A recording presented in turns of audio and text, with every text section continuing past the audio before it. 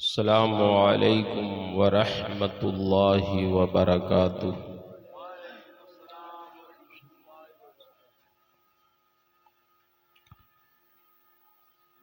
الحمد للہ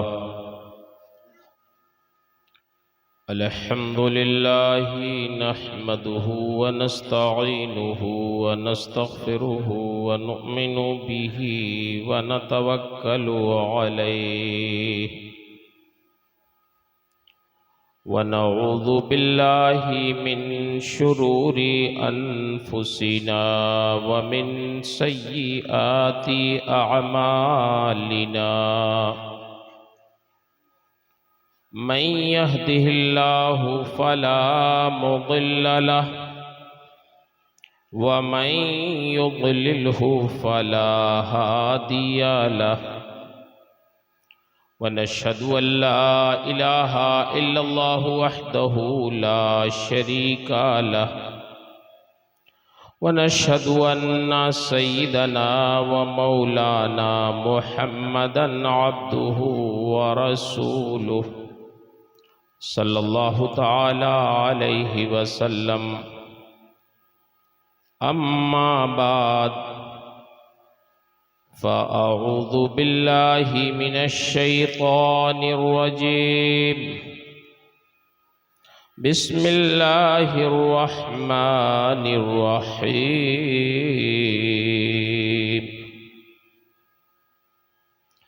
إنما يخشى الله من عباده العلماء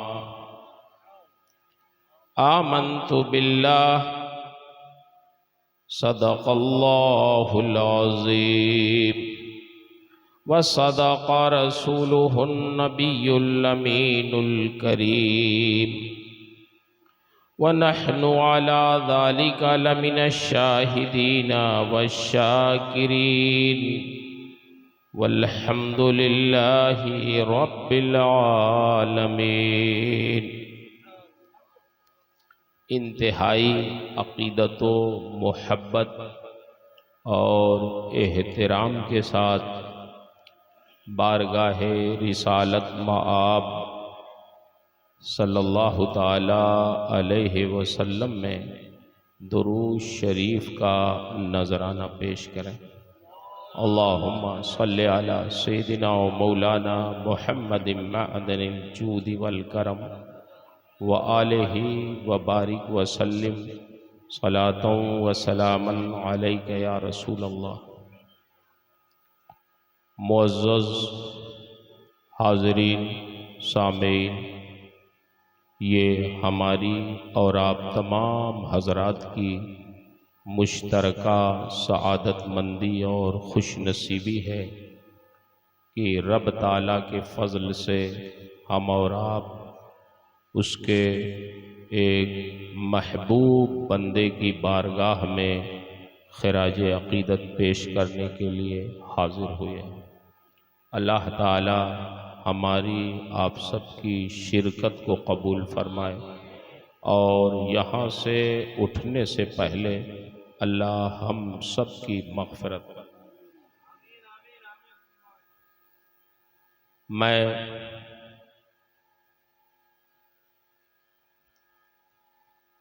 رب العالمین کی توفیق سے، اس کے فضل سے مخدوم گرامی مرتبت حضرت مولانا حافظ و قاری محمد مبین صاحب قبلہ مدد ذلہ العالی اور ان کی کمیٹی کا شکریہ ادا کرتا ہوں کہ ان حضرات نے مجھ کامل بے مایہ شخص کو اعلیٰ حضرت ایوارڈ کے لیے منتخب کیا۔ صحیح بات یہ ہے کہ میں اس کا اہل نہیں ہوں، اس کا اہل ہمارا جامعہ اشرفیہ ہے، جس نے ہم جیسے کتنے بے علموں کو پڑھا کے دین کی خدمت کے لیے مامور فرمایا۔ ہمارے ان اساتذہ کے لیے یہ سب چیزیں ہیں جنہوں نے بڑے اخلاص سے، بڑی محبت سے ہمیں پڑھایا، ادب سکھایا، دین کی خدمت کا جذبہ دیا، تو صحیح معنوں میں اس ایوارڈ کے مستحق ہمارا وہ مادر علمی ہے، جس کی فضا میں، جس کے صحن میں بیٹھ کر ہم نے علم حاصل کیا۔ آپ دعا کریں کہ اللہ تعالیٰ اس ادارے کو نظر بد سے بچائے اور اس کی خدمات کو عام و تام فرمائے۔ اللہ تعالیٰ حافظ صاحب اور ان کی کمیٹی کے افراد کو جس نیک نیتی سے پیش کیا ہے، اللہ تعالیٰ اس نیک نیتی کی انہیں جزا عطا فرمائے، اور مجھے اگر کچھ اہل سمجھا ہے تو اللہ تعالیٰ مجھے واقعی اس کا اہل بنا دے۔ آج کی یہ مجلس چونکہ مجدد دین و ملت اعلیٰ حضرت امام اہل سنت کی ذات سے متعلق ہے، اس لیے میں سمجھتا ہوں آج کی گفتگو انہی سے متعلق رہنی چاہیے۔ تیار ہیں آپ؟ گھبرا تو نہیں رہے؟ بہت زیادہ گھبرائیں گے تب بھی ہم سنائیں گے، اس لیے کہ بہت دور کا سفر کیا ہے، وقت لگایا ہے اور اسی مقصد کے لیے حاضر ہوئے ہیں، تو بہرحال کچھ کہنا ہے، کچھ درد دل بھی سنانا ہے۔ بہت تمہید میں نہ جا کے میں یہ عرض کروں کہ نبی کریم صلی اللہ علیہ وسلم نے ارشاد فرمایا، ان اللہ یبعث علی راس کل مئۃ سنہ من یجدد لها امر دینہا۔ اللہ تعالیٰ ہر صدی کے آخر میں ایک ایسے شخص کو پیدا کرتا ہے جو اس کے دین کے کاموں کی تجدید فرما دے، ایک ایسا مجدد بھیجتا ہے ہر صدی کے آخر میں کہ جو دینی کاموں کو، جو دین کے کام مندرس ہو جاتے ہیں، یعنی بہت زیادہ لوگ اس پہ عمل نہیں کرتے، سنتیں جس کو لوگ چھوڑ دیتے ہیں، تو وہ آنے والی شخصیت دین کے ان کاموں کو اثر نو اس طرح پیش کر دیتا ہے کہ لوگ اس پہ عمل کرتے ہیں اور عمل کر کے وہ ہدایت پا جاتے ہیں۔ آج آپ یہاں بیٹھ کے اعلیٰ حضرت کا ذکر کر رہے ہیں، کیوں کر رہے ہیں؟ آپ کے کوئی رشتہ دار ہیں اعلیٰ حضرت؟ آپ کے خاندان کے ہیں؟ کیوں کر رہے ہیں؟ اس لیے کر رہے ہیں کہ ایک شعر آپ پڑھتے ہیں، ڈال دی قلب میں عظمت ڈال دی قلب میں عظمت مصطفیٰ سیدی اعلیٰ حضرت لاکھوں سلام۔ نبی کریم صلی اللہ علیہ وسلم کی محبت اعلیٰ حضرت نے جو ڈالی ہے مومنوں کے دلوں میں، تو اس کا اخلاقی فریضہ ہے کہ ہم اپنے اعلیٰ حضرت کو یاد کرتے رہیں۔ کوئی شخص آ جائے آپ کے گھر اور بندوق لے کے، ریوالور، رائفل لے کے کہے جتنا گھر میں ہے سب سامان آپ نکال دو، اور ڈکیتی ڈالنے لگے، عین اسی وقت پہ محلے کے لوگ آ کے ان ڈاکوؤں سے آپ کا سامان بچا دیں اور ان کو مار پیٹ کے بھگا دیں، تو یہ بتائیے زندگی بھر آپ احسان مانیں گے کہ نہیں ان کا؟ کیوں؟ ڈکیتی سے آپ کے مال کی حفاظت کر دی، آپ کے جان کی حفاظت کر دی، تو زندگی بھر آپ ان کا احسان مانیں۔ تو جو جان بچا دے، جو مال بچا دے، اس کے احسان مند ہم ہوتے ہیں، اور جو ہمارا ایمان بچا دے،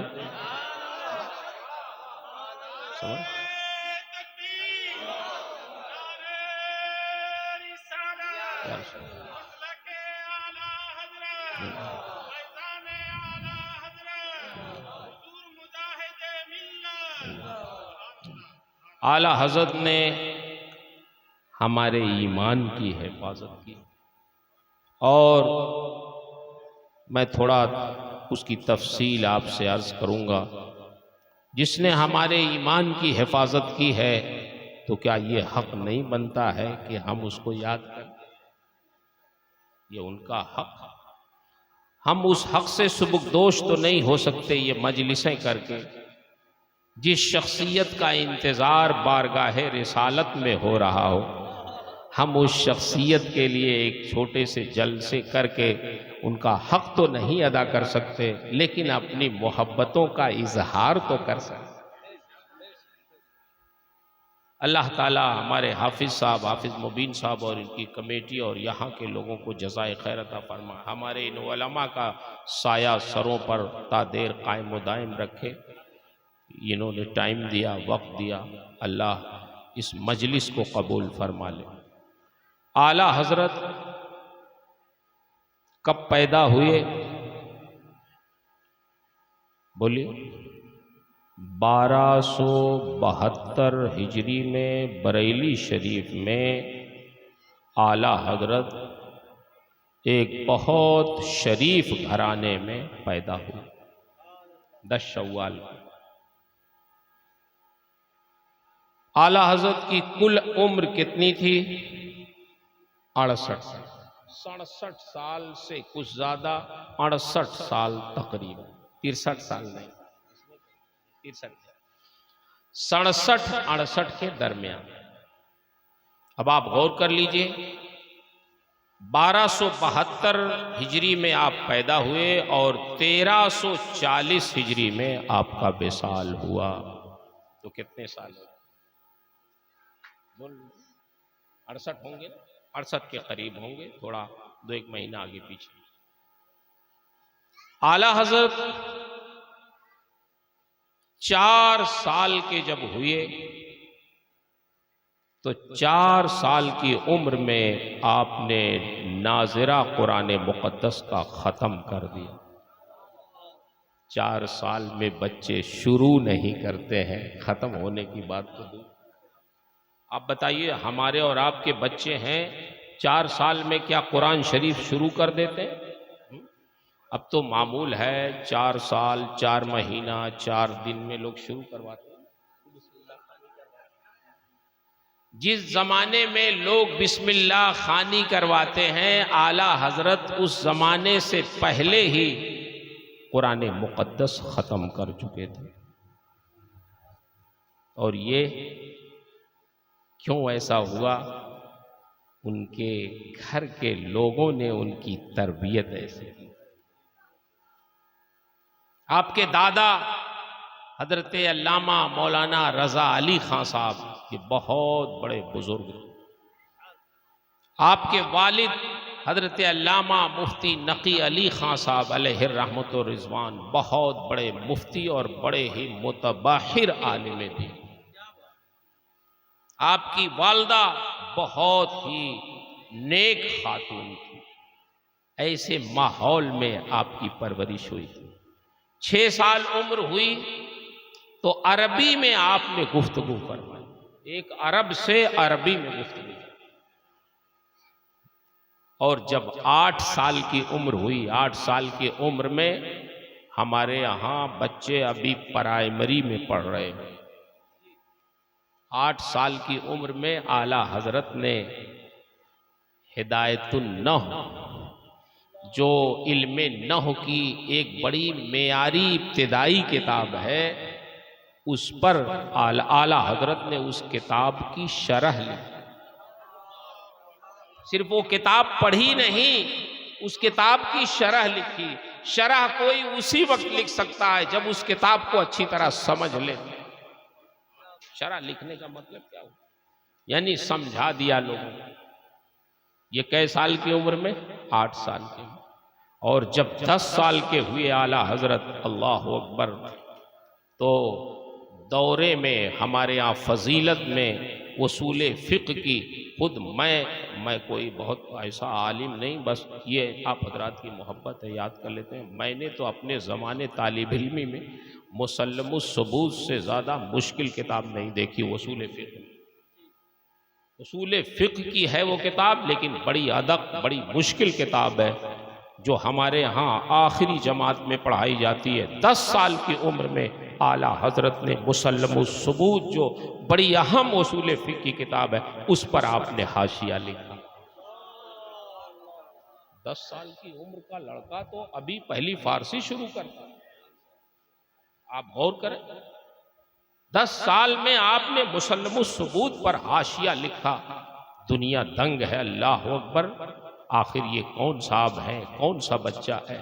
اور جب آپ 13 سال 10 مہینہ 4 دن کے ہوئے تو آپ نے پہلا فتویٰ رضاعت کا لکھا اور فارغ التحصیل ہوئے، اور والد محترم نے آپ کو مسند افتاء پہ بیٹھا دیا۔ اللہ، 13 سال 10 مہینہ 4 دن کی عمر، آپ ذرا معلوم کریں اپنے معاشرے میں 13 سال 10 مہینے میں کوئی فارغ التحصیل ہو پاتا؟ اعلیٰ حضرت اس عمر میں مختلف علوم و فنون میں ماہر ہو کر، مفتی بن کر مسند افتاء پہ متمکن ہوئے، اور پہلا مسئلہ رضاعت کا آپ نے تحریر۔ رضاعت کا مسئلہ کیا تھا وہ بھی میں آپ سے بتا دوں۔ کسی نے سوال کیا تھا کہ اگر ناک سے کسی بچے کے حلق کے نیچے دودھ اتر جائے کسی عورت کا تو رضاعت ثابت ہوگی کہ نہیں ہوگی؟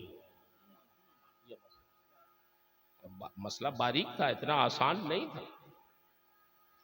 کہ کسی عورت نے دودھ پلا دیا تو رضاعت ثابت ہوگی کہ نہیں ہوگی، یہ اتنا آسان نہیں تھا۔ ناک سے اگر وہ دودھ حلق کے نیچے چلا گیا کسی بچے کے تو پھر رضاعت ثابت ہوگی کہ نہیں ہوگی؟ اعلیٰ حضرت نے مختلف جزیات سے ثابت کیا کہ رضاعت ثابت ہو جائے گی۔ اپنے والد محترم حضرت علامہ مفتی نقی علی خان علیہ الرحمہ کو جب یہ دکھایا مسئلہ آپ نے، تو انہوں نے کہا بالکل صحیح ہے، اور اس کے بعد اعلیٰ حضرت کو میرے خیال سے 1 روپیہ انعام دیا، 1 روپیہ انعام دیا۔ حضرت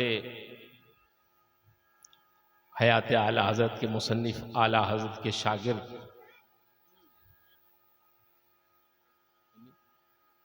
ظفر الدین بہاری علیہ رحمہ فرماتے ہیں کہ جب میں نے پہلا فتویٰ لکھا تو میں نے بھی اسی طرح کا فتویٰ لکھا، تو اعلیٰ حضرت نے مجھے بھی 1 روپیہ دیا اور فرمایا مجھے بھی ملا تھا تو میں تم کو بھی اسی طرح دے دوں۔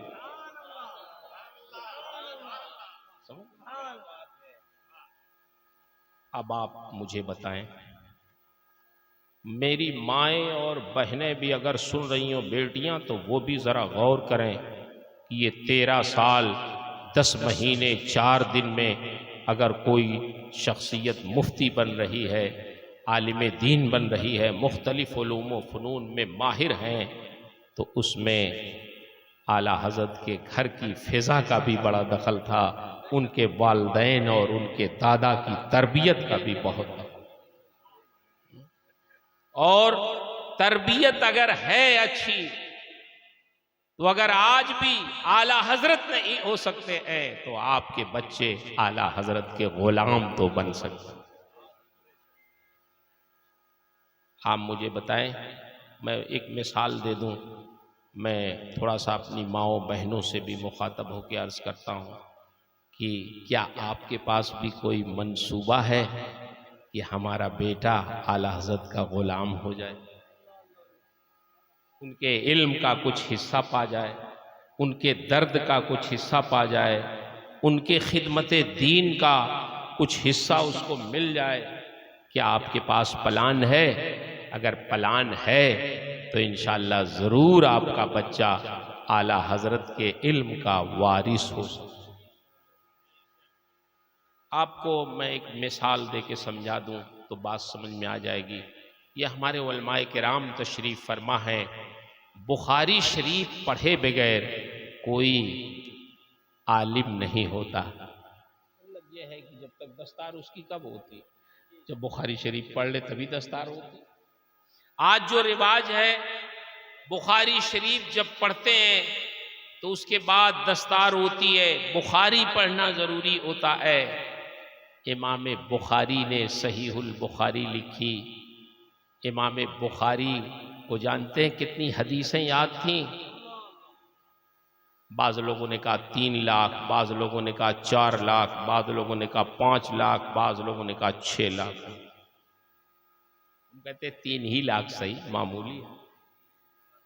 3 لاکھ حدیثیں آج اگر 2 4 10 20 50 100 حدیثیں کسی کو یاد ہو جائیں تو اس کا پوسٹر میں کئی سطر میں نام رہتا ہے، وہ حافظ الحدیث کہلاتا ہے، وہ حافظ احادیث کثیرہ کہلاتا ہے، اس کے آداب و القاب کئی سطروں میں رہتے۔ امام بخاری کو 3 لاکھ حدیثیں یاد تھیں، مگر میں آپ کو بتاؤں، میں اپنی ماؤں بہنوں کو بھی بتاؤں کہ امام بخاری جب پیدا ہوئے تو ان کو ایک حدیث بھی یاد نہیں تھی۔ پیدائشی امام نہیں تھے وہ، جب پیدا بھی نہیں ہوئے تھے تو ان کی ماں یہ دعا کرتی تھی کہ اللہ مجھے ایک بیٹا عطا فرما دے، اور ایسا بیٹا عطا فرما کہ جو میں اس لیے نہیں مانگ رہی ہوں تجھ سے اولاد کہ وہ میری خدمت کرے، بلکہ میں یہ چاہتی ہوں کہ تیرے دین کی وہ خدمت کرے۔ ایک بیٹا عطا فرما جو تیرے دین کی خدمت کرے۔ امام بخاری پیدا ہوئے، لیکن جب 6 سال کے یہ ہوئے تو اچانک ان کے آنکھوں کی روشنی غائب ہو گئی۔ اب ان کی والدہ کو فکر ہوئی، اب دعا کرتی ہیں اے مولا میری دعا تو نے قبول کر لی، لڑکا تو عطا کیا لیکن اب اس کی آنکھوں کی روشنی غائب ہو گئی ہے۔ اے اللہ تو جانتا ہے کہ میں نے اس لیے دعا کیا تھا کہ تیرے دین کی خدمت کرے گا، اب جب اس کو نظر نہیں آئے گا تو یہ اپنا کام نہیں کر پائے گا، یہ تیرے دین کی خدمت کیسے کرے گا؟ اتنا روتی تھیں، اتنی دعائیں کرتی تھیں کہ ایک رات وہ سوئیں تو ان کے خواب میں ہمارے نبی کے جد اعلیٰ حضرت سیدنا ابراہیم علیہ نبینا علیہ الصلوۃ والتسلیم خواب میں تشریف لائے۔ خواب میں آئے اور ارشاد فرماتے ہیں ان کی والدہ سے، غم نہ کر، فکر نہ کر، جب آج تو بیدار ہوگی اپنی نیند سے تو دیکھنا تیرے بیٹے کے آنکھوں میں روشنی واپس آ چکی ہوگی، اللہ نے تیرے بیٹے کی بینائی واپس فرما دی ہے۔ میں تمہیں بشارت سناتا ہوں، میں تمہیں خوشخبری سناتا ہوں۔ امام بخاری 6 سال کے تھے، بغل میں لیٹے تھے۔ امام بخاری کی والدہ جب صبح کو بیدار ہوئیں تو سب سے پہلے اپنے بیٹے کو جھنجھوڑا، کہا بیٹا محمد، امام بخاری کا نام تھا محمد اور آپ کے باپ کا نام تھا اسماعیل، بیٹا محمد بن اسماعیل تم اپنی آنکھیں کھولو، ذرا دیکھو، مجھے دیکھو، کیا میں تمہیں نظر آ رہی؟ مجھے دیکھنا چاہتی تھی۔ جب وہ اٹھی تو ان کو خواب بالکل یاد تھا کہ حضرت ابراہیم تشریف لائے میرے خواب میں۔ فرماتی ہیں میں نے تمہارے بارے میں بہت مبارک خواب دیکھا ہے، حضرت سیدنا ابراہیم علیہ نبینا علیہ الصلوۃ والتسلیم کو خواب میں دیکھا ہے، انہوں نے بشارت دی ہے کہ تیری بینائی واپس آ گئی ہے، اٹھ اور آنکھیں کھول، مجھے دیکھ، کیا واقعی تیری بینائی واپس آ گئی ہے؟ میں نے خواب تو بہت بابرکت دیکھا۔ امام بخاری کو جھنجھوڑا تو امام بخاری اٹھے، اپنی آنکھیں ایسے ملیں اور جب آنکھیں کھولیں اور ماں کے اوپر نگاہ ڈالی تو ان کی زبان سے بے ساختہ نکل گیا، ہاں ماں میں آپ کو دیکھ رہا ہوں، آپ ہرے رنگ کی چادر اوڑھی ہوئی ہیں، وہ چادر بھی مجھے نظر آئی۔ جیسے کہ انہوں نے کہا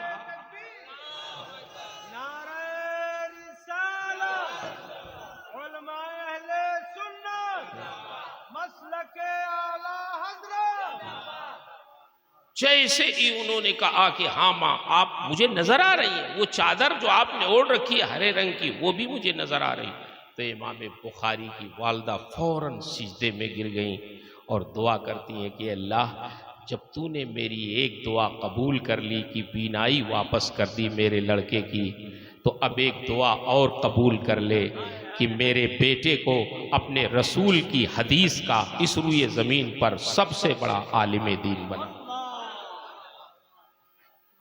امام بخاری کی والدہ نے دعا کیا تو اللہ نے امام بخاری کو واقعی اس روئے زمین پر حدیث رسول کا سب سے بڑا عالم دین بنایا۔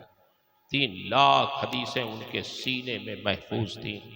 بہت سے لوگوں نے امتحان بھی لیا، بہت سے لوگوں نے فتوے بھی لگائے ان پہ، اس زمانے میں بخارا چھوڑنا پڑا، یا ہمارے علماء جانتے ہیں ان کو بخارا بھی چھوڑنا پڑا، لیکن جب ان کا انتقال ہوا اور ان کو دفن کیا گیا تو ان کے قبر کی مٹی خوشبو دینے لگی، تو لوگوں کو احساس ہوا کہ ہم نے غلط کیا۔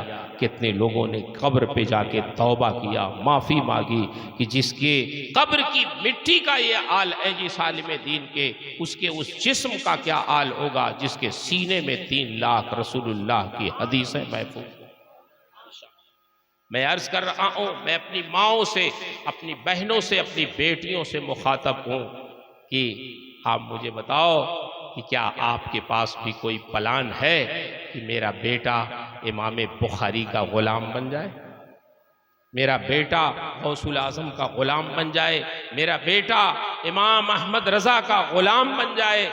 اگر آپ کے پاس کوئی پلان ہے ایسا اور آپ کوشش کریں، دعا کریں، تو یہ کوئی محال نہیں ہے۔ اس زمانے میں بھی دروازے بند نہیں ہیں۔ آدمی امام اہل سنت کا غلام ہو سکتا ہے، غوث الاعظم کا غلام ہو سکتا ہے، خواجہ غریب نواز کا غلام آج بھی پیدا ہو سکتا ہے، لیکن افسوس یہ ہے کہ ہمارے پاس پلان نہیں۔ اب تو پلان یہ ہے کہ ہمارا فرنیچر بہت اچھا ہو جائے، ہمارا مکان بہت اچھا ہو جائے، ہمارے کپڑے بہت اچھے رہیں، ہمارے زیورات بہت اچھے رہیں، ہمارا موبائل بہت قیمتی رہے۔ پلان تو رہتا ہے، کاش آپ کا یہ پلان ہو جاتا کہ ہماری اولاد ہمارے بزرگوں کی غلام بن جائے، ان کے نقش قدم پہ چلے، تو مجھے امید ہے کہ آپ کوشش بھی کریں گی اور رب تعالیٰ آپ کی دعاؤں کو اور کوششوں کو قبول بھی فرمائے گا۔ تو ہم لوگوں کو اعلیٰ حضرت کو بھی ماننا ہے۔ اور ایک بات اور عرض کر دوں، جو حضرت ہمارے محب گرامی وقار حضرت علامہ عیسیٰ صاحب نے کہا، تو ان کی بات کو سمیٹے ہوئے کہہ دوں کہ اعلیٰ حضرت کو بھی ماننا ہے اور اعلیٰ حضرت کی بھی ماننا ہے، دونوں چیزیں ماننا ہے۔ اعلیٰ حضرت کو بھی ماننا ہے اور اعلیٰ حضرت کی بھی ماننا ہے، جو ان کی تعلیمات ہیں، جو ان کے ارشادات ہیں، ان کو بھی ماننا ہے۔ اعلیٰ حضرت، میں نے عرض کیا، 13 سال 10 مہینے 4 دن کی مدت میں اعلیٰ حضرت عالم دین بن گئے اور پھر مفتی بنے اور مختلف علوم و فنون کے ماہر ہو گئے۔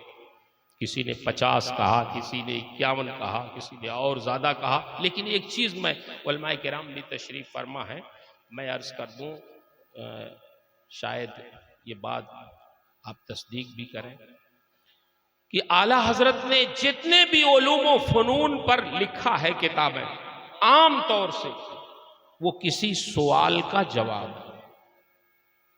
آپ فتاوی رضویہ دیکھ لیجئے، پورا کا پورا فتاوی رضویہ کیا ہے؟ سوال کا جواب۔ کسی نے پوچھا تو اعلیٰ حضرت نے جواب دیا۔ کسی نے فلسفہ قدیمہ کے بارے میں پوچھا تو اعلیٰ حضرت نے اس کے جواب میں الکلمۃ الملہمہ لکھ دیا۔ کسی نے زمین کی حرکت کے بارے میں پوچھا کہ زمین ہل رہی ہے کہ نہیں، تو آپ نے اس کے جواب میں فوز مبین لکھ دیا۔ اور فتاوی رضویہ میں تو ہزاروں جو مسائل ہیں وہ سب سوال کے جواب میں۔ تو میں یہ عرض کرتا ہوں، اگر لوگوں نے 50 علوم و فنون کے بارے میں پوچھا تو آپ نے جواب دیا، جتنا پوچھا اتنا جواب دیا۔ جس کو نہیں پوچھا اس کو تو اللہ ہی جانتا ہے کہ کتنے علوم ان کے سینے میں۔ جو پوچھا وہ بتایا، اور جو نہیں پوچھا تو وہ ان کے سینے میں علوم و فنون رہے، اس کو کون بتا سکتا ہے کتنے علوم و فنون۔ عام طور سے جو سوالات آپ کے پاس آئے. اور ایک چیز میں اور آپ کو بتا دوں کہ مفتی کا کام ہے کوئی سوال آپ کریں کہ یہ جائز ہے کہ یا ناجائز، تو وہ لکھ دیں کہ جائز ہے یا ناجائز ہے، کام ختم ہو. لیکن اعلیٰ حضرت نے صرف جائز ناجائز نہیں لی، بلکہ پھر اس کے بعد ان کو نصیحت کیا، ان کی تذکیر کی، اگر گنہگار تھے تو ملامت کیا، ڈرایا اور کہا کہ آپ عمل کیجئے، اس کو چھوڑیے، یہ عادت غلط ہے. پوری تفصیل آپ نے لکھی ہے. یہ چیز اور کسی فتوے کی کتاب میں نہیں ملتی جو فتاوی رضویہ.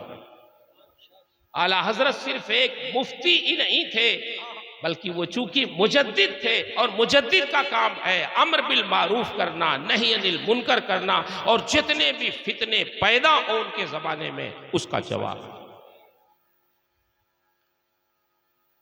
آپ حیران ہوں گے، ہم لوگ تو اعلیٰ حضرت کے مداحوں میں سے، مگر ایسے لوگ بھی جنہوں نے اعلیٰ حضرت سے پڑھا نہیں، اعلیٰ حضرت کے شاگرد نہیں تھے، اعلیٰ حضرت کے مرید نہیں تھے، بلکہ وہ ہمارے مکتب فکر سے بھی نہیں تھے.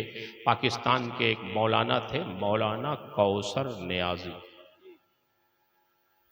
یہ پاکستان کے مذہبی امور کے وزیر تھے اور اقلیتی امور کے بھی وزیر تھے.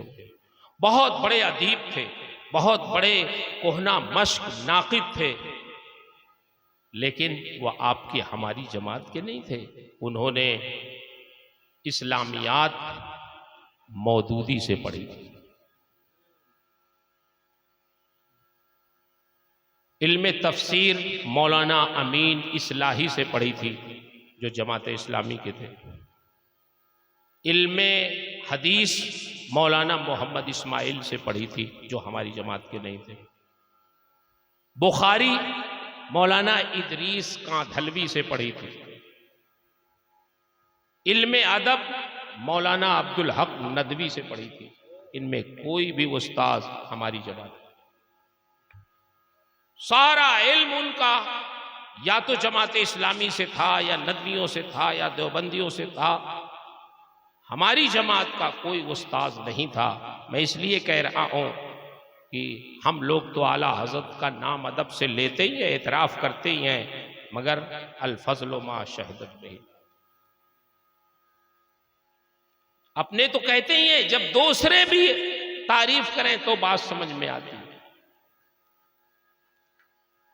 مولانا کوثر نیازی نے لکھا ہے اپنے ایک مقالے میں کہ میں کتابوں کا بڑا عاشق ہوں، میری ذاتی لائبریری میں 10,000 کتابیں ہیں.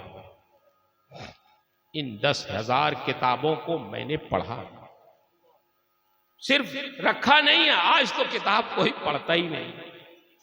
صحیح میں بتا رہا ہوں کہ جب سے یہ موبائل آیا ہے تب سے جو بھی وقت ذرا آپ سا ملا، ارے کسی سے بات چیت کرتے ہیں، ذرا سانس ٹوٹی تو فوراً موبائل میں لگ جاتے ہیں. میں تو جلسوں میں دیکھتا ہوں کتنے علماء شورا اسٹیج پہ بیٹھنے والے لوگ، مقرر صاحب تقریر کر رہے ہیں، وہ اپنے موبائل میں لگے. بولے ہو رہا ہے نہیں؟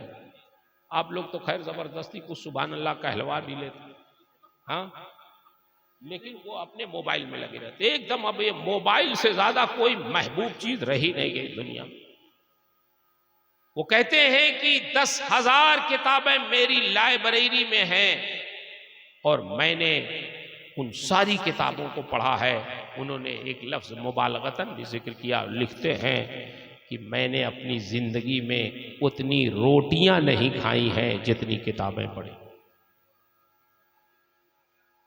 میں یہ سمجھتا تھا کہ میں نے علم کے سمندر کو پار کر لیا ہے، علم کی ہر جہت سے میں آگے بڑھ چکا ہوں، میں بہت بڑا عالم ہو چکا ہوں، میں نے اتنی کتابیں پڑھی ہیں. لیکن یہ سب کچھ اس وقت تک سمجھتا تھا جب تک میں نے مولانا احمد رضا کی تصنیفات نہیں پڑھی تھی. لیکن جب اعلیٰ حضرت کی امام احمد رضا کی تصنیفات میں نے پڑھی ہے اور بالخصوص ان کا فتاوی رضویہ میں نے پڑھا ہے تو میں نے یہ کہا کوثر نیازی عالم تم نہیں ہو، عالم تو امام احمد رضا تھے. مجھے یہ محسوس ہوا کہ میں ابھی علم کے سمن ان کے الفاظ میں نقل کر رہا ہوں مولانا کوثر نیازی کے. وہ لکھتے ہیں کہ میں نے محسوس کیا کہ کوثر نیازی عالم تو امام احمد رضا تھے، تم ابھی علم کے سمندر کے کنارے کھڑے ہو کر علم کی سیپیاں چن رہے ہو. علم کے سمندر تو مولانا احمد رضا تھے، امام احمد رضا تھے، جنہوں نے ایسی ایسی تصنیفات لکھ دی ہے. فتاوی رضویہ جب میں نے پڑھا، مولانا کوثر نیازی کہتے ہیں کہ اس کا خطبہ جب میں نے پڑھا کہ اس خطبے میں امام اہل سنت نے، اعلیٰ حضرت نے 90 فقہی کتابوں کے نام اور ان کے مصنفین کے نام خطبے میں اس طرح لکھے ہیں کہ اللہ و رسول کی حمد و ثنا اور صلاۃ و سلام بھی ہو گیا ان پہ، اور پھر ان کتابوں کا نام اور مصنفین کا نام بھی اسی سے. آپ پڑھیں تو فتاوی رضویہ، اس کا خطبہ پڑھیں، پھر دیکھیں اعلیٰ حضرت نے کیسے لکھا. 90 کتابوں کا نام اور پھر ان کے مصنفین کا نام ایسا استعمال کیا کہ انہی ناموں سے اللہ کی حمد بھی ہو گئی اور سرکار پر درود و سلام بھی ہو گیا اور ان کے اصحاب پر بھی درود و سلام.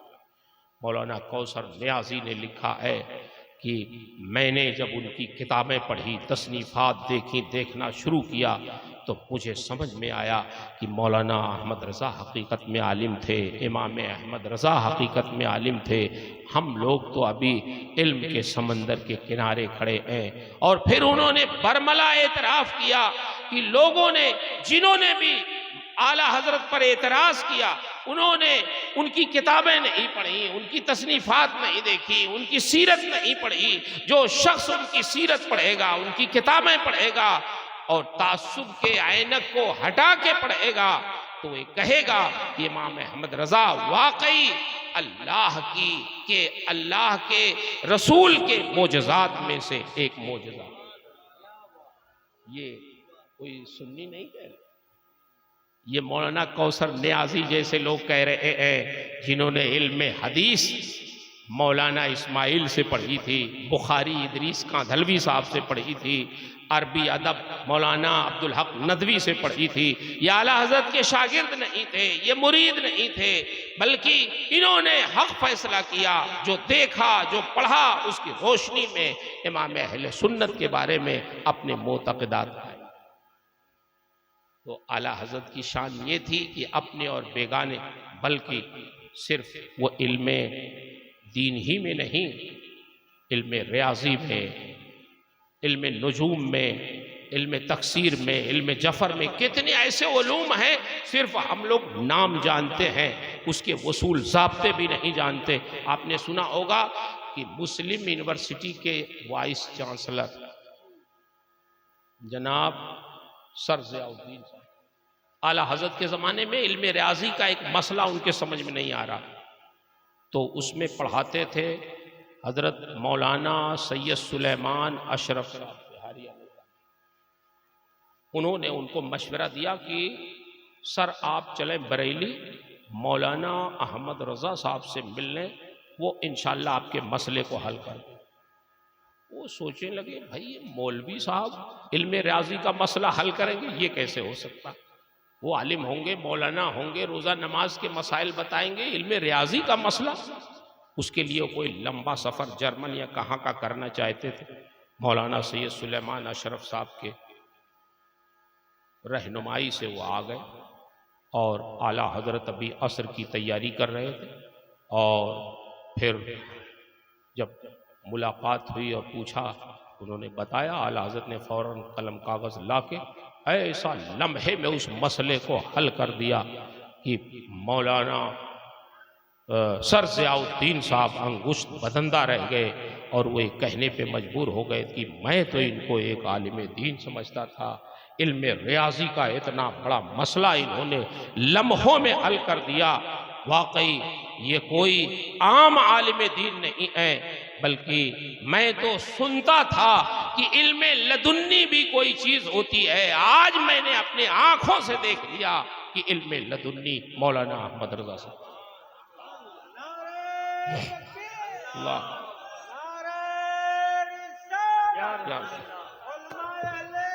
زندہ باد زندہ باد۔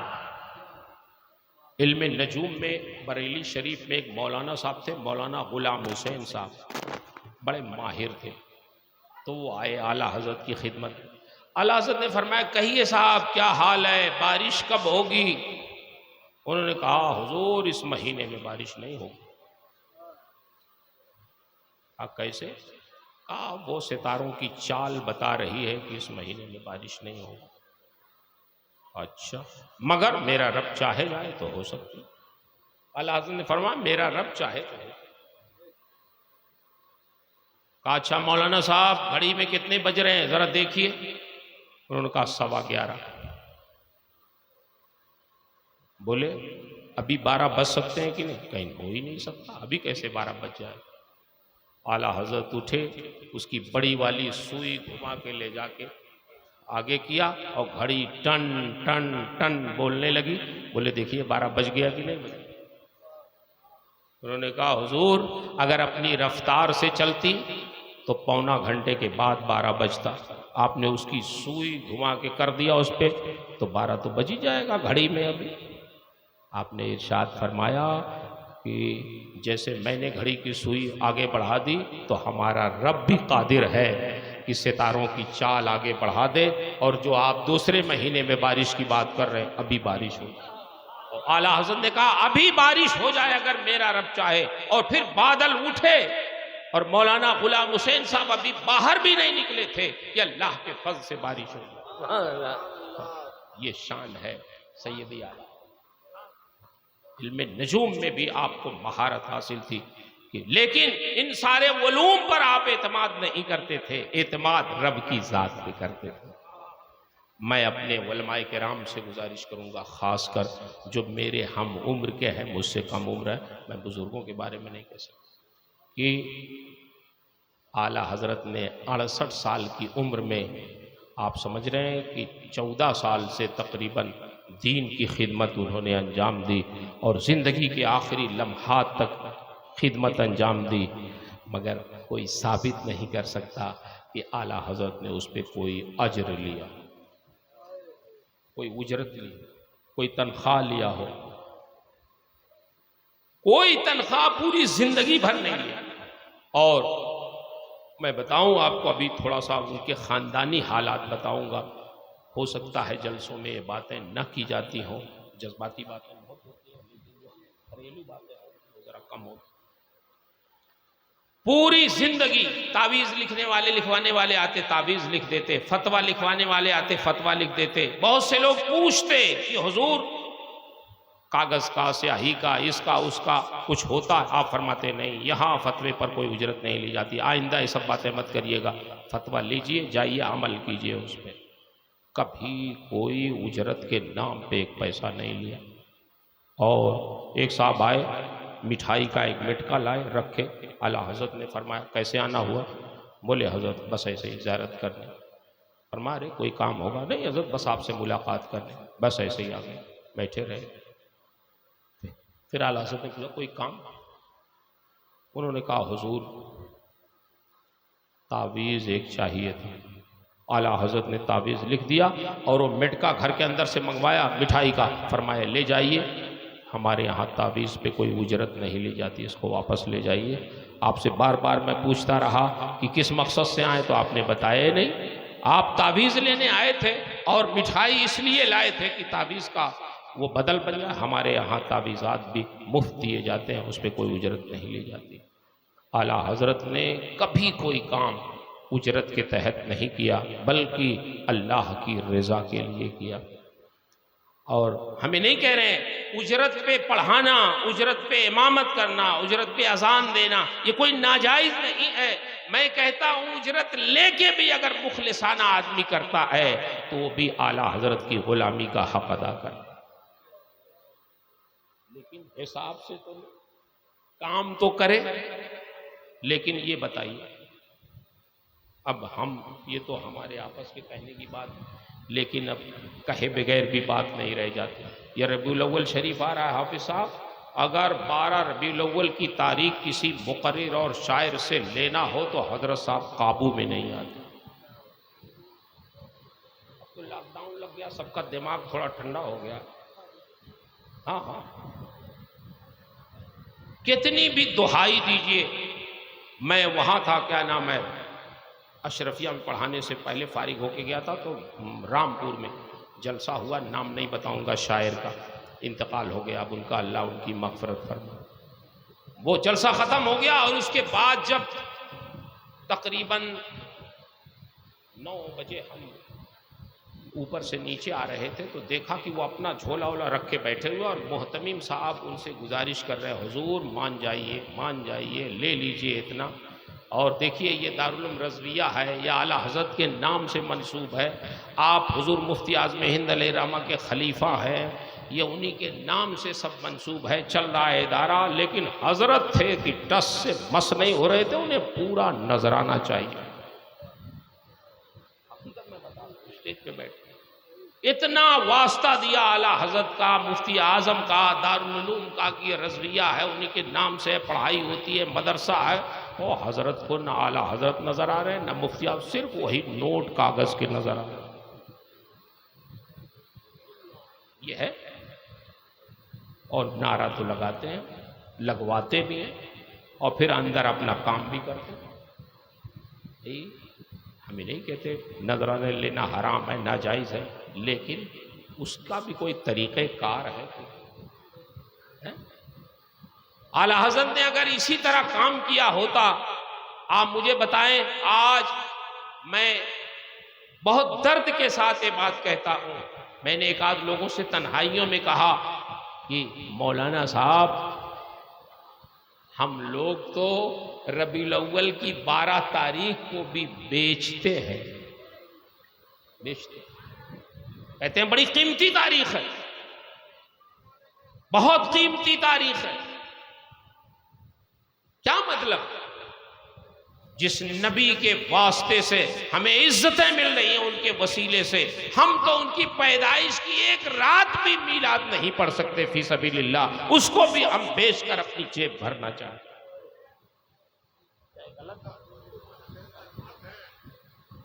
اللہ اکبر, کیا بات ہے.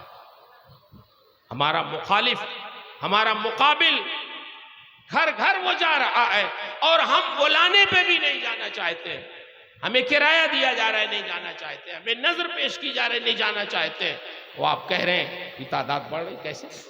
ہم تو بلانے پہ بھی نہیں جاتے. کیا بات. اعلیٰ حضرت نے اس طرح کام نہیں کیا ہے. اعلیٰ حضرت نے پوری زندگی جس اخلاص کے ساتھ کام کیا ہے, اللہ اکبر.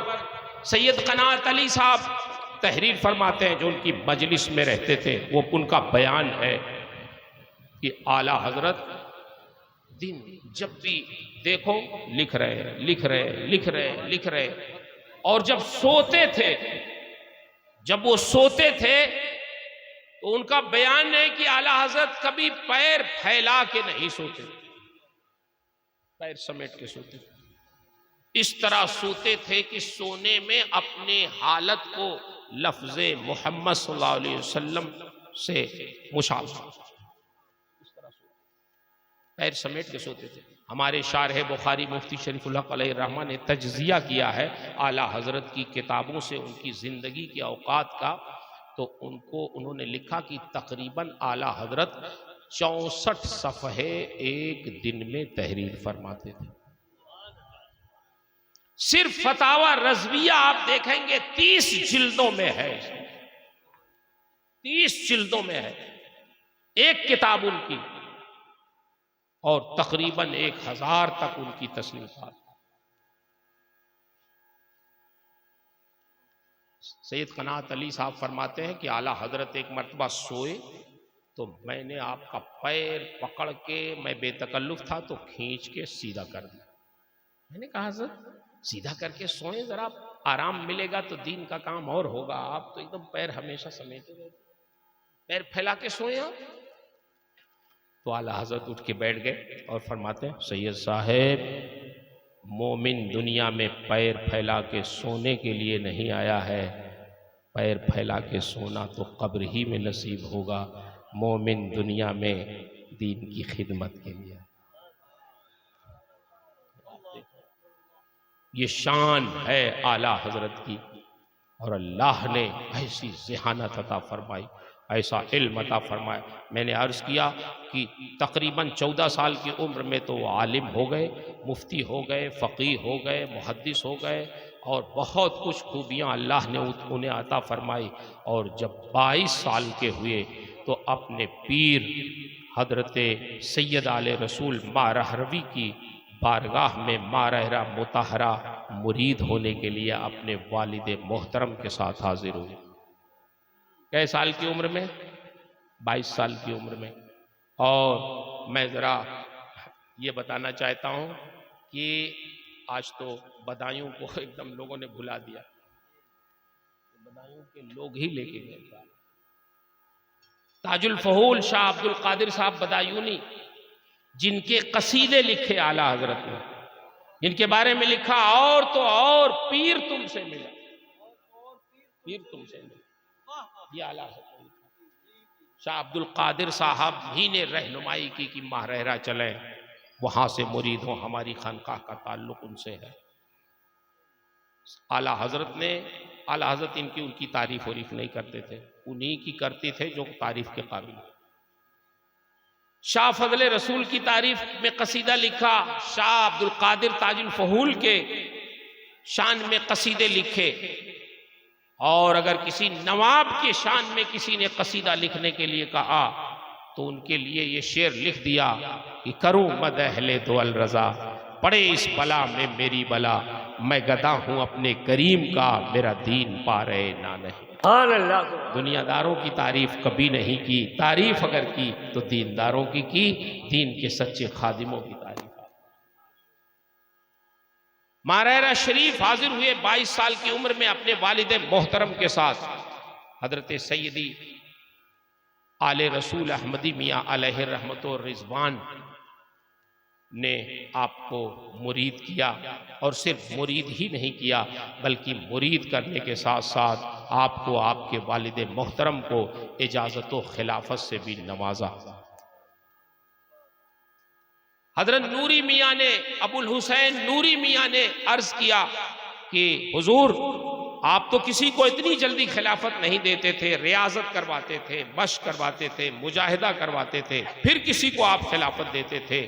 مولانا احمد رضا آئے تو ان کو آپ نے مرید بھی کیا اور ان کو خلافت بھی دے دیا۔ کیا بات ہے، یہ تو ہمارے خانقاہ کے رسم و رواج کے خلاف۔ تو آپ نے ارشاد فرمایا اور لوگ آتے ہیں تو میلا کچیلا دل لے کے آتے ہیں، ان کو صاف کرنے کی ضرورت پڑتی ہے، صیقل کرنے کی ضرورت پڑتی ہے۔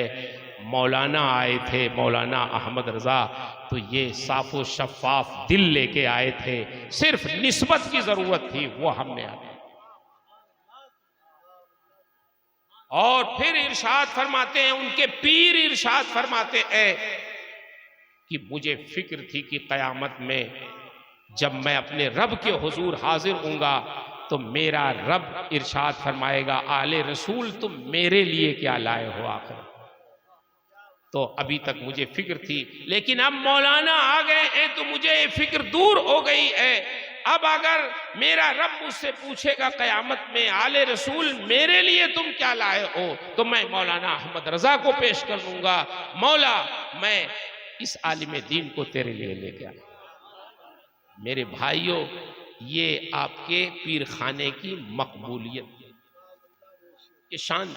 اعلیٰ حضرت صرف عالم نہیں تھے ظاہری، بلکہ عالم ربانی تھے، ولی کامل تھے۔ جیسے ان کا ظاہر پاکیزہ تھا، اس سے کہیں زیادہ اعلیٰ حضرت کا باطن پاکیزہ تھا۔ توکل، اللہ اکبر، اللہ پہ توکل ایسا تھا کہ اسباب تو سب جوڑتے تھے لیکن توکل اللہ پہ رکھتے تھے۔ آج وہ مولانا روم نے ایک بات لکھی، عرض کر دیں،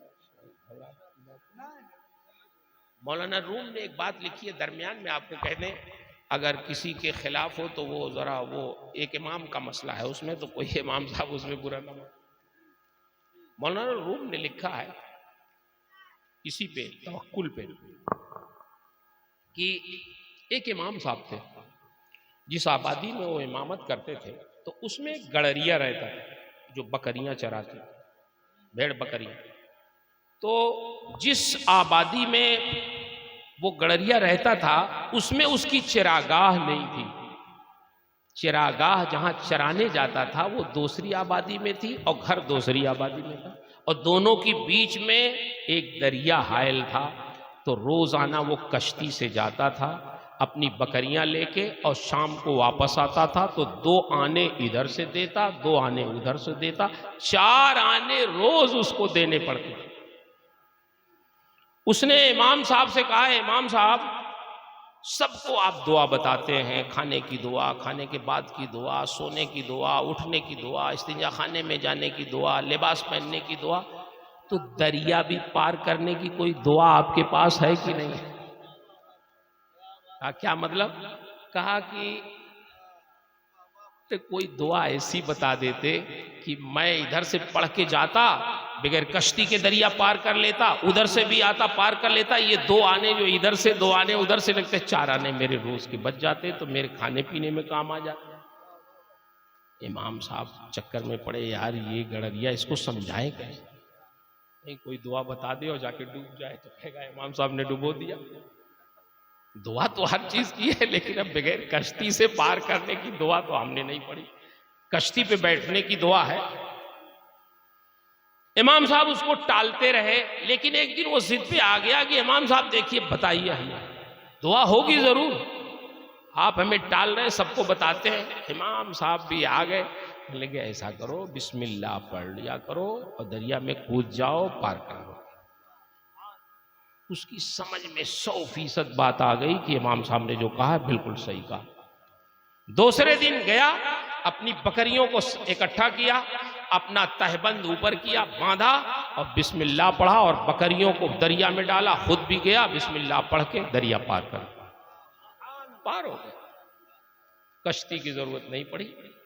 اور پھر دن بھر بکریاں چرایا اور شام کو پھر جب سورج ڈوبنے کے قریب ہوا پھر آیا دریا کے کنارے، اپنی بکریوں کو ڈالا، خود بھی اپنا تہبند اوپر کیا، باندھا اور دریا میں کود گیا اور بسم اللہ پڑھا اور دریا اس نے پار کر لیا.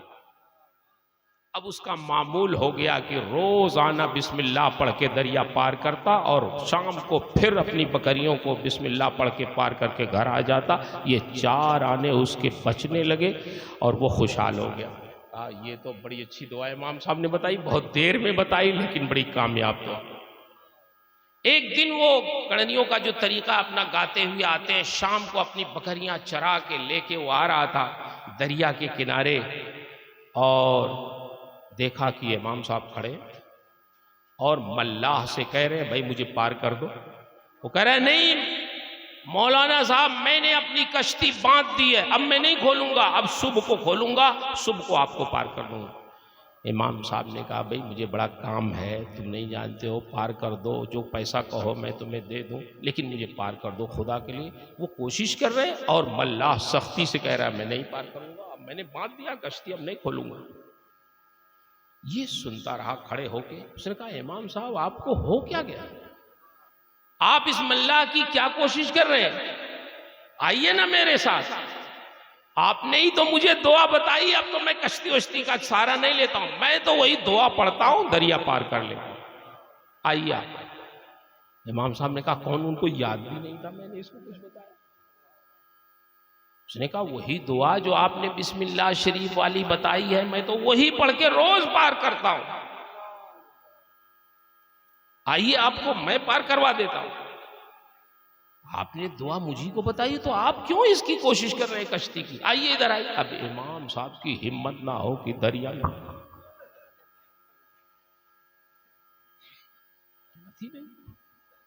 اس نے کہا کیوں ڈر رہے ہیں بھائی؟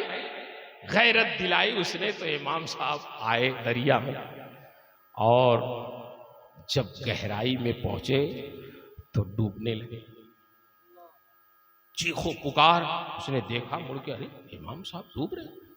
اندر آیا، پھر اس نے اپنی پیٹھ پہ سوار کیا امام صاحب کو اور لاد کے لا کے دریا کے کنارے پہنچایا. اس نے کہا امام صاحب اچھا ایک بات بتائیے، دعا تو آپ ہی نے مجھے بتائی تھی، میں اسی سے پار کرتا ہوں، یہ آپ کیوں نہیں پار کر پاتے؟ آپ ڈوبنے کیوں لگے؟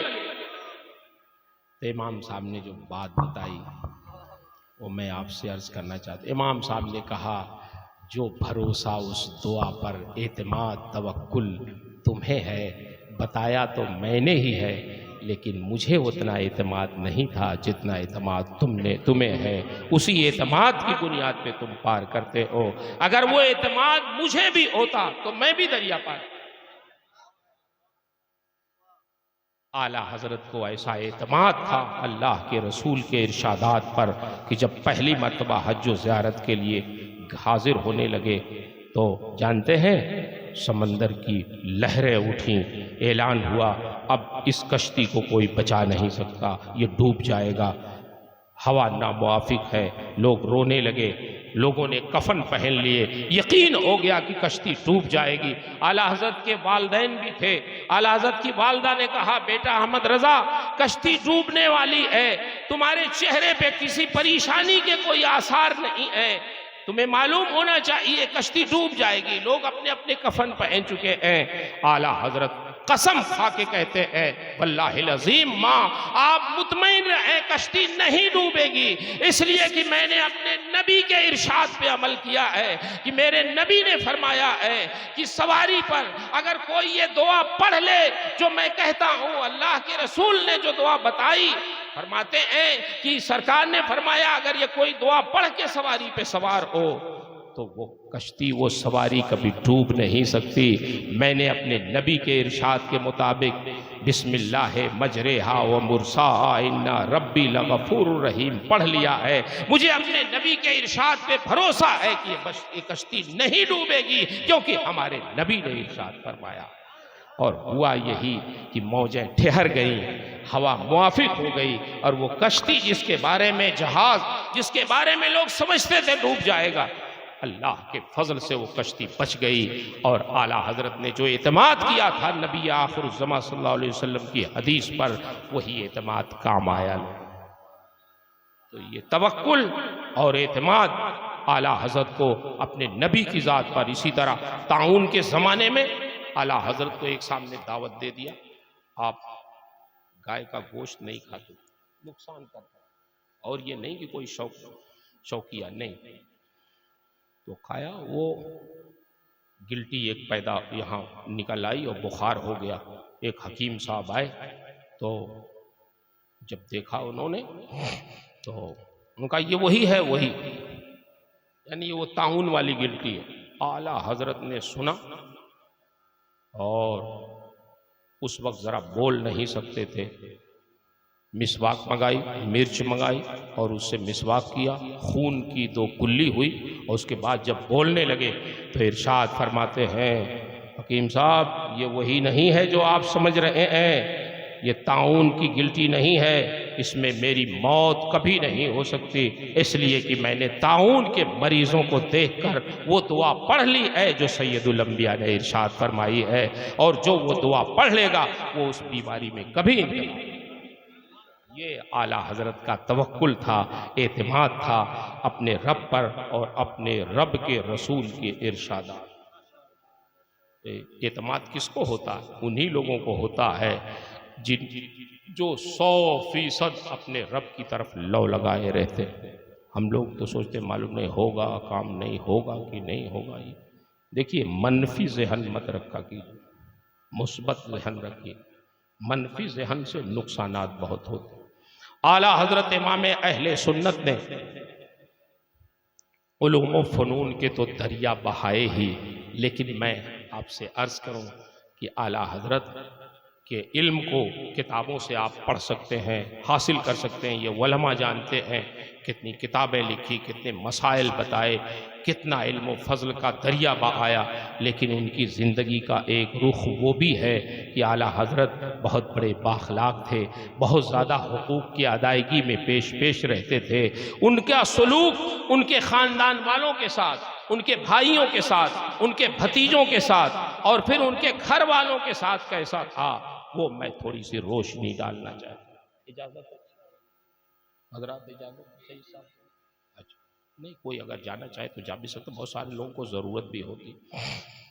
دیکھیے، اعلیٰ حضرت کے والد محترم حضرت مفتی نقی علی خان صاحب علیہ الرحمہ وہ جانتے تھے کہ اعلیٰ حضرت یہ لکھنے پڑھنے، پہلے ان کا شجرہ سنیے۔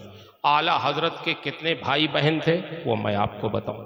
اعلیٰ حضرت کی 3 بہنیں تھیں اور 3 بھائی تھے۔ ایک چھوٹی والی بہن شادی سے پہلے جوان ہوئی، انتقال ہو گیا۔ 2 بہنیں بچی، 3 بھائی بچے۔ اعلیٰ حضرت اس میں بڑے تھے، ان کے اس سے آپ سے چھوٹے حضرت مولانا حسن رضا بریلوی علیہ السلام، ان سے چھوٹے مولانا محمد رضا بریلوی تھے۔ یہ 3 بھائی تھے، اعلیٰ حضرت ان میں بڑے تھے۔ حضرت علامہ نقی علی خان علیہ الرحمہ جو اعلیٰ حضرت کے والد تھے، یہ کم عمری میں انتقال کیے، میرے خیال سے 51 یا 52 سال کی عمر میں آپ کا انتقال ہوا۔ تو جب انہوں نے محسوس کیا کہ اب میں نہیں بچوں گا تو اپنی جائیداد وہ تقسیم کرنا چاہے۔ یہ ذرا غور سے سنیے گا، جائیداد انہوں نے تقسیم کرنا چاہا تو اعلیٰ حضرت کے والد کو جو جاگیر، یہ زمیندار گھرانے کے تھے اور حکومت کی طرف سے یعنی بادشاہوں کی طرف سے ان کو جاگیر ملی تھی۔ اعلیٰ حضرت کے والد کو جو جاگیر ملی تھی وہ 7 گاؤں کی جاگیر ملی تھی، 7 گاؤں ان کی جاگیر میں تھے۔ اعلیٰ حضرت کے والد جب اپنی جائیداد تقسیم کرنے لگے تو 2 گاؤں تو اعلیٰ حضرت نے اپنی بیٹیوں کے حصے میں رکھ دیا، 2 بیٹیاں، ایک بیٹی کا تو انتقال ہو گیا تھا، بقیہ بچے 3 بھائی جس میں اعلیٰ حضرت بڑے تھے، تو بقیہ 5 گاؤں آپ کے والد نے 5 گاؤں اعلیٰ حضرت کو دینے کا مسودہ بنایا کہ یہ 5 گاؤں مولانا احمد رضا کے لیے۔ بقیہ ان کے جو بھائی ہیں 2، ان کو 50-50 روپیہ ماہوار مولانا احمد رضا اس کی آمدنی سے دیتے رہیں گے۔ آپ سوچتے ہوں گے کیوں ایسا کیا؟ تو سنیے، انہوں نے اس لیے کیا کہ یہ دونوں بھائی تو اپنا کما دھما لیں گے، مولانا احمد رضا صاحب کا کام صرف لکھنا پڑھنا ہے، یہ کہیں چھوڑیں گے نہیں اپنا لکھنا پڑھنا، تو ان کے اخراجات کیسے ادا ہوں گے؟ اس لیے جائیداد ان کو دے دوں میں، اور یہ حق بھی ہے کہ کسی دینی شرف کی بنیاد پر اگر باپ اپنے وارثین میں سے کسی کو زیادہ دینا چاہے تو دے سکتا۔ آپ نے مسودہ بنایا ان کے والد نے اور آپ کی والدہ کو دیا کہ امن میاں کو دکھا دیں۔ امن میاں اعلیٰ حضرت کو کہتے ہیں، امن میاں کو دکھا دیں، اگر وہ منظور کریں تو میں چل کے رجسٹری کر دوں۔ اعلیٰ حضرت نے جب وہ مسودہ دیکھا تو فرماتے ہیں، اپنی والدہ سے عرض کرتے ہیں، مجھے بالکل نامنظور ہے یہ مسودہ، میں قطعی ایسا نہیں کر سکتا کہ ساری جائیداد میرے نام لکھ دی جائے اور میرے دونوں بھائیوں کو کچھ بھی نہ ملے۔ والد صاحب سے کہہ دیجئے مسودہ دوسرا تیار کریں۔ بہت ادب سے کہا لیکن اپنی بات کہہ دیا۔ آپ کے والد نے پھر دوسرا مسودہ تیار کیا، اس میں لکھا کہ 2 مواضعات تو بیٹیوں کے لیے اور بقیہ جو 5 مواضعات ہیں اس میں سے آدھا آمدنی آدھی مولانا احمد رضا صاحب کے لیے اور بقیہ آدھی میں 2 حصے کریں گے، ایک حصہ مولانا حسن رضا کے لیے، ایک حصہ محمد رضا کے لیے۔ اور ارشاد فرمایا اعلیٰ حضرت کی والدہ سے ان کے والد نے کہ یہ مسودہ مولانا احمد رضا کو، امن میاں کو دکھا دو اور یہ کہہ دو کہ میرا جو ایک باپ ہونے کا حق ہے، اس حق پدری کی وجہ سے میں حکم دیتا ہوں کہ امن میاں اس کو قبول کر لیں۔ یہ فرمایا کہ میں ایک باپ ہونے کی حیثیت سے کہتا ہوں جو میرا حق ہے اس کو قبول کر لیں، اس کے علاوہ چارہ نہیں۔ جب انہوں نے کہا کہ میں باپ ہونے کی بنیاد پہ کہتا ہوں تو اعلیٰ حضرت نے اسے قبول کر لیا، بادل ناخواستہ، کیونکہ ابھی زیادہ تھا، قبول کر لیا۔ ان کے والد نے جا کے رجسٹری کر دی، آدھی جائیداد اعلیٰ حضرت کے نام اور آدھی میں 2 بھائیوں کے نام، اور چند ہی دنوں کے بعد وہ اللہ کے پیارے ہو گئے، جائیداد ہو گئی، بٹ گئی۔ یہ اس وقت کی بات میں عرض کر رہا ہوں جب اعلیٰ حضرت 25 سال کے تھے۔ 25 سال کی عمر میں آدمی کو مال کی زیادہ لالچ ہوتی ہے، عیش و عشرت زیادہ پیارا ہوتا ہے، بہت زیادہ دولت سمیٹنا چاہتا ہے۔ پوری جائیداد اعلیٰ حضرت کو مل رہی تھی، نہیں قبول کیا، اور پھر آدھی دے دیا انہوں نے، تب بھی دل سے تو نہیں کیا، لیکن جب انہوں نے حق پدری کا واسطہ دیا تو آپ نے قبول تو کیا، لیکن پھر میں بتاؤں آگے کی بات۔ رجسٹری ہو گئی، رجسٹری کرا کے آئے تو والدہ سے اعلیٰ حضرت نے کہا کہ آپ گھر کے اخراجات تھوڑا حساب سے کریں اور پیسہ زیادہ سے زیادہ بچائیں۔ میں چاہتا ہوں اس پیسے سے اتنی جائیداد اپنے بھائیوں کے لیے خرید دوں کہ یہ میری جائیداد کے برابر ہو۔ پھر ہوا یہ کہ اعلیٰ حضرت کے والد کے جو بھائی تھے، خاندان کے لوگ تھے، کچھ مقدمہ وغیرہ میں ایسے الجھے کہ ان کو اپنی جائیداد بیچنی پڑی، تو اعلیٰ حضرت ہی نے، یعنی ان کی والدہ تھیں، اور انہوں نے وہ ساری جائیدادیں خریدیں، اور خرید کے اعلیٰ حضرت نے جتنی ان کی تھی جائیداد اتنی ہی جائیداد اپنے بھائیوں کو بھی کر دی۔ 7 سال میں یہ کام مکمل ہو گیا، اور اعلیٰ حضرت کو تب سکون ملا جا کے کہ میری جائیداد کے برابر میرے بھائی۔ مولانا حسن رضا بریلوی کے صاحبزادے مولانا حسنین لکھتے ہیں کہ یہ اعلیٰ حضرت کا انصاف تھا، ان کا فضل تھا، ان کی ہمارے والدین پر، ہمارے والد حسن رضا اور مولانا محمد رضا پر احسان تھا کہ انہوں نے ہمارے والد کو، ہمارے چچا کو زمیندار بنا دیا، ورنہ ہمارے والد کو تو 50 روپے سے زیادہ ملنے نہیں تھے، اور ان کی مشکلات کبھی دور نہیں ہوتی۔ یہ امام اہل سنت ہے جنہوں نے مشکلات جائیداد کے اعتبار سے بھی دور فرما دی۔ گھریلو اعتبار سے میں عرض کر رہا ہوں کہ اعلیٰ حضرت کہیں بھی آپ ان کی زندگی کا مطالعہ کریں گے تو محسوس ہوگا کہ اعلیٰ حضرت نے کہیں بھی پانی مردے نہیں دیا، چاہے وہ جائیداد کا مسئلہ ہو، چاہے وہ اپنے خانگی معاملات کا مسئلہ ہو۔ اعلیٰ حضرت کا کام صرف لکھنا پڑھنا تھا، اور کوئی کام ان کے ذمے گھر کا تھا ہی۔ آپ کی 2 بیٹیوں کی شادی تھی، شادی ہو گئی تھی، رخصتی تھی، تو آپ کے چھوٹے بھائی حضرت مولانا حسن رضا صاحب جو بہت اچھے شاعر بھی تھے، انہوں نے کہا کہ جو سمدھی تھے اعلیٰ حضرت کے، ان کا نام لے کے کہا کہ وہ کہہ رہے ہیں کہ شادی ہو جانی چاہیے، بچیوں کی رخصتی ہو جانی چاہیے۔ تو اعلیٰ حضرت نے اور کہنے لگے کہ میں چاہتا ہوں دونوں بچیوں کی ہو جائے رخصتی۔ اعلیٰ حضرت نے فرمایا ایک بچی کی شادی کرنا تو مشکل ہوتا، اور آپ دونوں کی کر رہے ہیں، انتظام بھی ہے کچھ؟ میں تو لکھنے پڑھنے میں رہتا ہوں، کوئی انتظام ہے؟ انہوں نے کہا اللہ کے فضل سے سارا آپ آئیے میں بتاتا ہوں۔ آپ اعلیٰ حضرت کی اہلیہ کے بارے میں کہا کہ بھابی جان سے آپ پوچھ لیں کہ انتظام ہے کہ نہیں۔ اعلیٰ حضرت اندر گئے، اپنی اہلیہ سے پوچھا کہ بھائی حسن کہہ رہے ہیں دونوں بچیوں کی شادی کر دی جائے تو کچھ انتظام ہے؟ آپ کی اہلیہ نے دکھایا سب سامان، سارا سامان جہیز کا آ چکا۔ ارشاد فرماتی ہے مسالہ بھی پس کے آ چکا، سامان تو آ ہی گیا ہے، مسالہ بھی پس کے آ گیا ہے، صرف تاریخ متعین کرنے کی ضرورت۔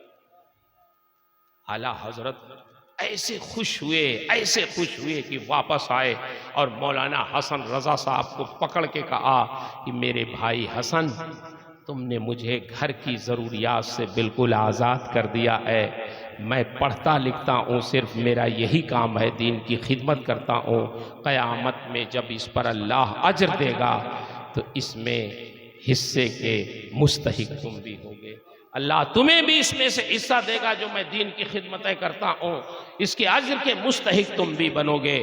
اعلیٰ حضرت کو ان کے گھر والوں نے ایسا بے نیاز کر دیا تھا کہ اعلیٰ حضرت صرف لکھنے پڑھنے کا کام کرتے تھے۔ میں نے عرض کیا ایک دن میں 64 صفحے پیج لکھتے تھے، 64 پیج اگر کسی سے نقل کرنے کے لیے کہہ دیا جائے تو کوئی نقل نہیں کر سکتا ہے جتنا اعلیٰ حضرت لکھتے تھے۔ یہ شان تھی امام اہل سنت اعلیٰ حضرت فاضل بریلوی کی، اور جب پہلی مرتبہ حج کرنے گئے تو انہوں نے مفتی حنفیہ سے، مفتی شافعیہ سے فقہ کی، اصول فقہ کی، حدیث کی اجازتیں لی۔ لیکن جب دوسری مرتبہ حج کرنے گئے، یہ دوسری مرتبہ کب حج کرنے گئے، تھوڑا سا میں اس پہ بھی آپ حضرات، میں بالخصوص علماء سے تھوڑا عرض کرنا چاہتا ہوں، آپ حضرات بھی سنیں۔ یہ سن 1323 ہجری میں آپ حج کرنے دوبارہ گئے، اور اچانک جب حج کرنے گئے تو آپ سے یہ عرض کروں کہ حج کرنے گئے تو وہاں اب آپ کے علم و فضل کا شہرہ ہو چکا تھا۔ آپ سے لوگوں نے علم غیب کے مسئلے پہ سوال کیا تو آپ نے تقریباً 8 گھنٹے میں الدولت المکیہ بالمادۃ الغیبیہ، فن علم غیب مصطفیٰ کے ثبوت پر اور لوگوں کے اعتراضات کے جوابات پر ایک پوری کتاب 8 گھنٹے میں لکھ کے پیش کر دی۔ اس وقت مکے میں جو شریف مکہ یعنی جو مکہ کے گورنر تھے، ان کی خدمت میں کتاب پیش کی گئی، اور وہ لوگوں نے ورغلایا تھا کہ ایک شخص ہندوستان سے آیا ہے جو اپنے کو عالم کہلاتا ہے، اس نے اللہ کے رسول کے لیے علم غیب مانا ہے اور ان چیزوں کے لیے بھی علم غیب مانا ہے قرآن میں جس کی نفی ہے۔ 5 علوم خمسہ کے بارے میں بھی وہ علم غیب مصطفیٰ مانتا ہے۔ یہ اعتراض جب اعلیٰ حضرت کی خدمت میں آیا، آپ نے کتاب لکھی۔ اس وقت آپ کے پاس کوئی کتاب بھی نہیں تھی، لیکن جو علم مستحضر تھا اس علم کی بنیاد پر آپ نے لکھا، اور جب وہ کتاب شریف مکہ کے سامنے پڑھی گئی اور کتاب ختم ہوئی تو اس نے کہا اللہ یوتی وہؤلاء یمنعون، اللہ تو اپنے محبوب کو علم عطا فرماتا ہے، یہ لوگ کون ہوتے ہیں جو منع کریں۔ یہ شان اعلیٰ حضرت کی۔ اور ایک چیز اور بتاؤں، اسی سفر میں اس زمانے میں وہی تازہ کاغذ کا نوٹ آیا تھا۔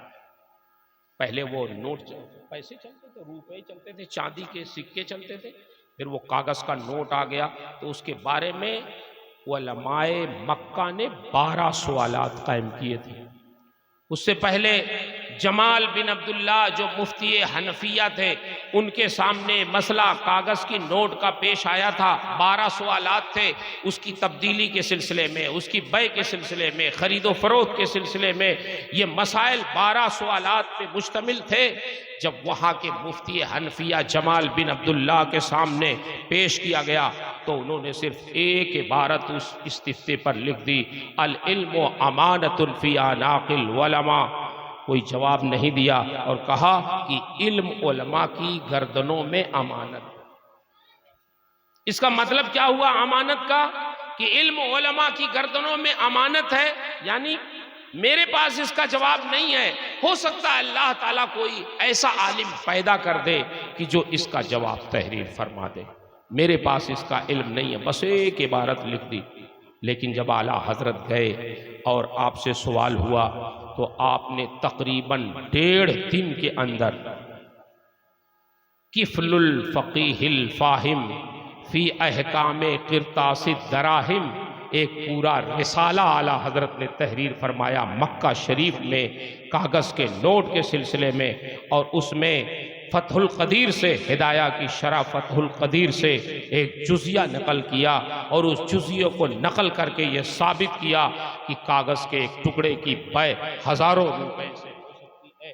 جب یہ فتویٰ پڑھا گیا اس وقت کے مفتی حنفیہ کے سامنے، تو انہوں نے اپنی ران پہ ہاتھ مار کے کہا اینا جمال ابن عبداللہ من ھذا النص الصریح، کہ جمال بن عبداللہ جو عربی شخص ہیں، مفتی ہیں، اس صریح جزیے سے کیسے غافل رہ گئے؟ ہندوستان کا ایک عجمی عالم اس جزیے کو تلاش لایا اور ایک عربی عالم اس جزیے کو عربی کتاب سے نہیں تلاش کر سکا۔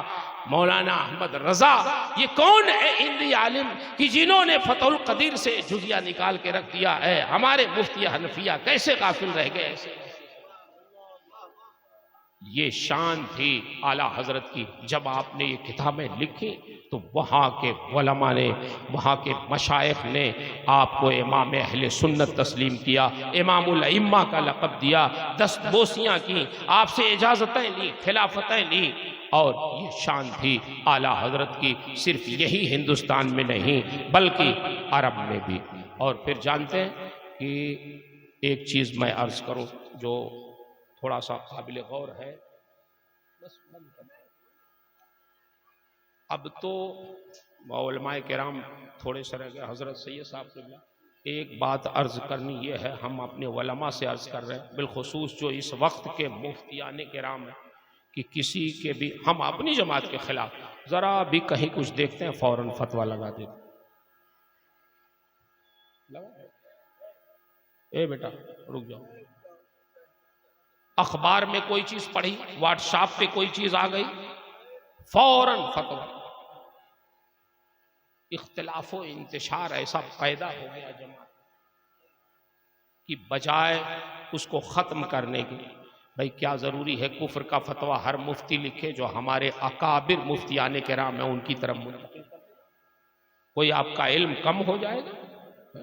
بالخصوص جو کفر کا مسئلہ ہے اس کو ہم کسی بڑے بزرگ عالم، بڑے ادارے میں آپ منتقل کر دیں، بریلی شریف منتقل کر دیں، مبارک پور منتقل کر دیں، جو وہ سمجھیں گے لکھیں گے۔ آپ ہر چیز کا فتویٰ مت لکھیے، کفر کا فتویٰ تو خاص کر اس میں احتیاط کی ضرورت ہے، لوگ اس پہ غور نہیں کرتے۔ میں آپ کو بتاؤں اعلیٰ حضرت نے جو مد مذہبوں کی تکفیر کی ہے یہ کیسے کی ہے؟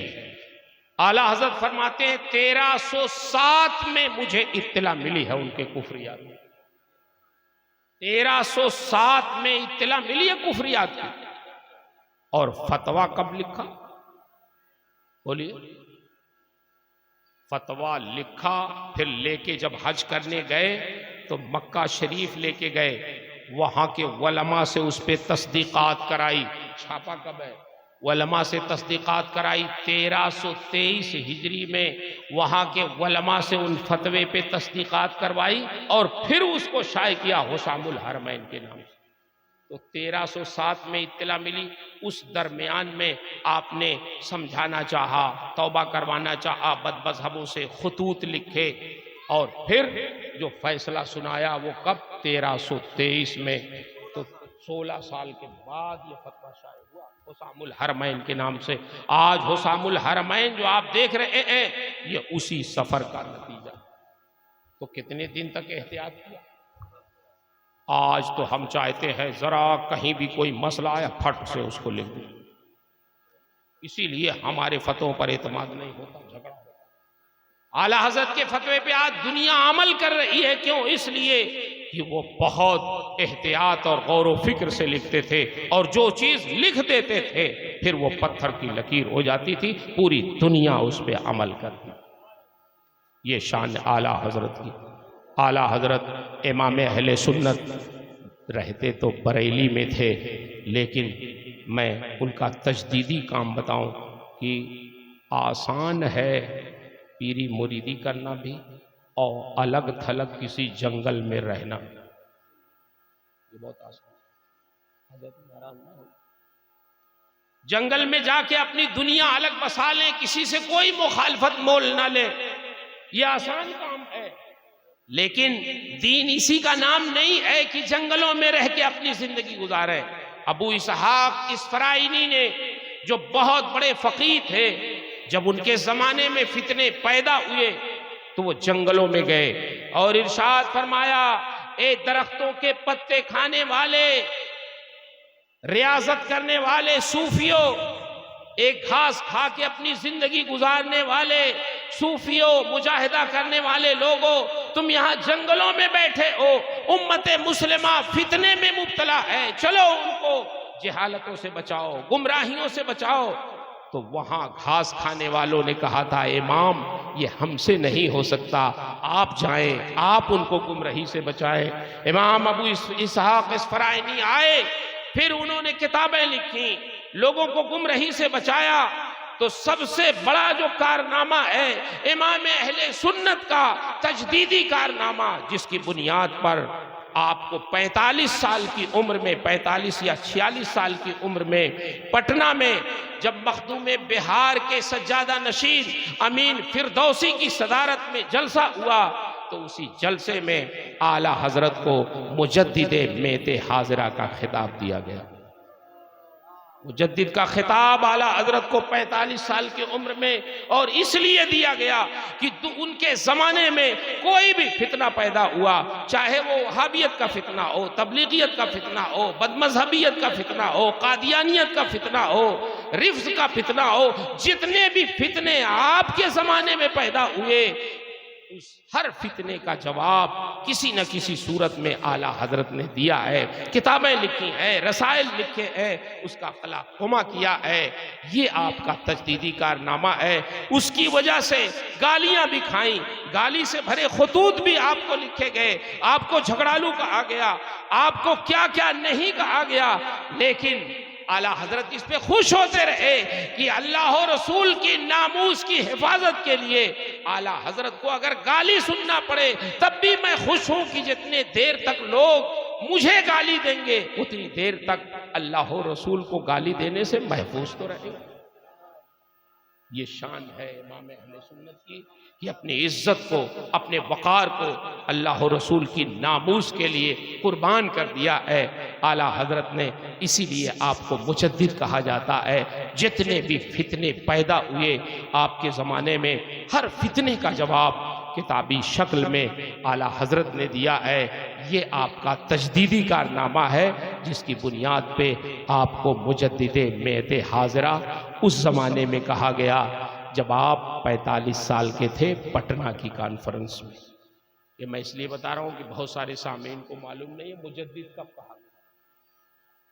تو یہ شان ہے اعلیٰ حضرت کی، صرف ہم ہی لوگوں نے نہیں بلکہ دنیا نے انہیں تسلیم کیا، اور آپ نے جو خدمات انجام دی ہیں، اللہ اکبر، اور اس پر مزید جو آپ کا عشق رسول تھا، سبحان اللہ، وہ سب آج آپ دیکھ رہے ہو اس عشق رسول کے جلوے کہ کوئی ایسا شہر، کوئی ایسا ملک جہاں خوش عقیدہ مسلمان رہتے ہوں اعلیٰ حضرت کا سلام نہ پڑھا جاتا۔ ہم خود مولانا صاحب ہمارے جانتے ہیں، مولانا عیسیٰ صاحب کی ڈیلس میں امریکہ میں گئے تو وہاں ایک شہر میں، پورے شہر میں بلکہ 2 شہر تھے ملے ہوئے، ان دونوں شہروں میں اہل سنت کی کوئی مسجد نہیں تھی۔ ایسے ہی کرائے پہ لے کے کسی بلڈنگ میں ایک کمرے میں لوگ جمعہ وغیرہ پڑھ لیتے تھے۔ میں گیا تو میں نے لوگوں سے کہا یار دیکھو اس طرح مزہ نہیں آتا، مسجد بناؤ۔ تو ہمت نہیں کرتے، میں اللہ کے بھروسے بناؤ، مسجد بن جائے گی انشاءاللہ۔ خیر اللہ نے کچھ اپنے بندوں کو توفیق دی، ہم لوگ بھی کوشش کرتے رہے اللہ کی توفیق سے، تو ایک مسجد بڑی عالی شان مکہ مسجد کے نام سے مل گئی۔ بن گئی اس لیے نہیں کہہ رہے ہیں کہ وہ گوروں کا بہت بڑا ہوٹل تھا جو تقریباً 3.25 ایکڑ میں، مولانا صاحب جانتے ہیں، اس میں امامت بھی کیا کچھ دن تک۔ کیوں؟ ہمارے والد صاحب بیمار تھے تب شاید آپ گئے، تو اس میں 233 کار کی پارکنگ بنی بنائی ہوئی، وہاں کوئی پیدل نہیں چلتا، نماز کے لیے بھی کوئی پیدل نہیں آتا، سب لوگ اپنی کار سے آتے ہیں، موٹر سائیکل چلانے کا کوئی رواج نہیں، سب اپنی کار سے آتے ہیں، جتنی کار باہر دیکھیں سمجھ جائیں اتنے ہی نمازی اندر ہیں بس۔ ہاں، تو 233 کار کی پارکنگ اس میں موجود تھی، بلڈنگ اچھی خاصی بنی تھی، کئی سال سے وہ ہوٹل بند تھا، تو کوشش کی گئی، تو پہلے تو $9.5 وہ لوگ مانگ رہے تھے، لیکن پھر ہوتے ہواتے $5,20,000 میں بات طے ہو گئی، اور وہ ہوٹل اللہ کے فضل سے مسجد کے لیے خرید لیا گیا۔ باہر سے اس کو مسجد بنا دی گئی، اندر سے سارے وہ توڑ تاڑ کے جو کرسیاں ورسیاں رکھی تھی سب توڑ کے اس کو بیچ دیا گیا، اور حال ہو گیا مردوں کے لیے عورتوں کے لیے سب پورا اچھا حال، اچھی خاصی وہ مسجد ہو گئی۔ اور جانتے ہیں آپ کی دعاؤں سے ہمارے جو ٹرسٹی تھے غلام حسین جاگڑا صاحب، اللہ تعالیٰ ان کی عمر میں صحت میں برکت دے، اس بندے نے 1.5 گھنٹہ جمعے کا وقت کا ریڈیو اسٹیشن سے خرید لیا، ریڈیو اسٹیشن سے خرید لیا 1.5 گھنٹے کا وقت، اذان سے لے کے مصطفیٰ جان رحمت تک وہ 1.5 گھنٹہ ریڈیو سے لائیو نشر ہوتا پورے ٹیکساس میں، اور آپ کی دعا سے اس وقت اردو میں تقریر ریڈیو اسٹیشن سے جو لائیو نشر ہوتا تو وہ صرف آپ کے اس خادم مسعود احمد برکاتی کی. لوگ کسی بھی مسجد میں جائیں لیکن اپنے گاڑی میں ریڈیو پہ اردو میں اگر کوئی تقریر سن رہے تو اللہ کے فضل سے اس ناچیز کی سن رہے. میں بہت سارے لوگوں کو نہیں جانتا، لوگ مجھے جانتے تھے برکاتی صاحب کون. تو میں عرض کر رہا ہوں اس ریڈیو اسٹیشن سے بھی جمعہ کے دن جو سلام پڑھا جاتا تھا وہ بھی مصطفیٰ جان رحمت. یعنی کہاں امریکہ ہے، کہاں بریلی ہے، اللہ نے ایسا قبول کیا اعلیٰ حضرت کو اور اعلیٰ حضرت کی خدمات کو، اعلیٰ حضرت کی نعتوں کو، اعلیٰ حضرت کے سلام کو، کہ اعلیٰ حضرت تو بریلی میں بیٹھ کے لکھ رہے ہیں مگر ان کا سلام امریکہ میں 7 سمندر پار پڑھا جا رہا ہے، صرف اس لیے کہ اعلیٰ حضرت نے عشق رسول میں ڈوب کے اسے لکھا تھا، اللہ کے رسول کی محبت میں لکھا تھا. تو آج کہیں بھی رہیں اعلیٰ حضرت کا سلام آپ صبح کو سنیں گے. علی گڑھ میں ایک زمانہ تھا جب اپنی مسجدیں نہیں تھیں لیکن حضرت امین میاں مدث اللہ العالی کی برکتوں سے ایک دن ہم فجر کے نماز کے بعد علی گڑھ میں تھے، جب نکلے باہر تو دیکھا ادھر سے ادھر سے اعلیٰ حضرت کے سلام کی آواز فجر کی نماز. اس لیے میرے بھائیوں آج کے اس اجلاس میں جو کچھ بھی ناچیز سے اعلیٰ حضرت کے تعلق سے یاد آئی باتیں وہ میں نے بر وقت کہہ دی. اعلیٰ حضرت اللہ کے رسول کے ایسے مقبول بندے تھے کہ ایک شامی بزرگ نے بیت المقدس میں ایک رات ایک دن وہ سوئے تو سونے کے بعد نیند میں انہیں سید الانبیاء کو دیکھا، آپ کے صحابہ کرام کو دیکھا کہ سرکار تشریف فرما ہے، انتظار میں ہے، لگتا ہے کسی کے مجمع پہ سکوت طاری ہے، صحابہ بھی خاموش ہیں. کہتے ہیں میں نے ڈرتے ڈرتے عرض کیا کہ حضور لگتا ہے کسی کا انتظار ہے. تو اللہ کے رسول نے ارشاد فرمایا مولانا احمد رضا کا انتظار ہے. شامی بزرگ مولانا احمد رضا کو نہیں جانتے تھے. عرض کر لگے حضور یہ مولانا احمد رضا کون ہے؟ اللہ کے رسول نے ارشاد فرمایا ہندوستان کے ایک بہت ہی بڑے عالم دین ہیں مولانا احمد رضا، انہی کا انتظار ہے. آنکھ کھل گئی. شامی بزرگ کہتے ہیں مجھے یہ شوق پیدا ہوا کہ مولانا احمد رضا ہندوستان میں ہے جو مقبول بارگاہ رسالت ہیں، چلنا چاہیے ان کے دیدار کے لیے. انہوں نے وہاں سے ہندوستان کا سفر کیا، پرمشقت ہندوستان آئے، لیکن جب وہ بریلی آئے معلوم ہوا کہ اعلیٰ حضرت کا وصال ہو گیا. اور جب وقت معلوم کیا تو انہوں نے دیکھا کہ وہی 25 صفر کی تاریخ تھی جس دن انہوں نے نبی کریم صلی اللہ علیہ وسلم کو خواب میں دیکھا تھا. 25 صفر 2:38 پر جمعہ کے دن اعلیٰ حضرت امام اہل سنت کا وصال ہوا، اور 2-3 دن پہلے آپ کی طبیعت ناساز ہوئی. لوگوں نے محسوس کیا کہ اب شاید آپ نہیں بچیں گے. آپ نے پوچھا کون سا دن ہے؟ لوگوں نے بتایا شاید منگل ہے یا پیر ہے. آپ نے ارشاد فرمایا جمعہ کا دن کب آئے گا؟ لوگوں نے سمجھ لیا. مولانا سید قنات علی صاحب فرماتے ہیں میں یقین کر لیا کہ اعلیٰ حضرت کا وصال اب جمعہ ہی ہو. انتظار تھا جمعہ کے دن کا. جمعہ کا دن آیا. اعلیٰ حضرت نے سب کو دعوت دی کہ سب لوگ تسبیحات پڑھیں، اور کلمہ طیبہ زبان پہ جاری ہوا. اور پھر اعلیٰ حضرت کا وصال ہوا.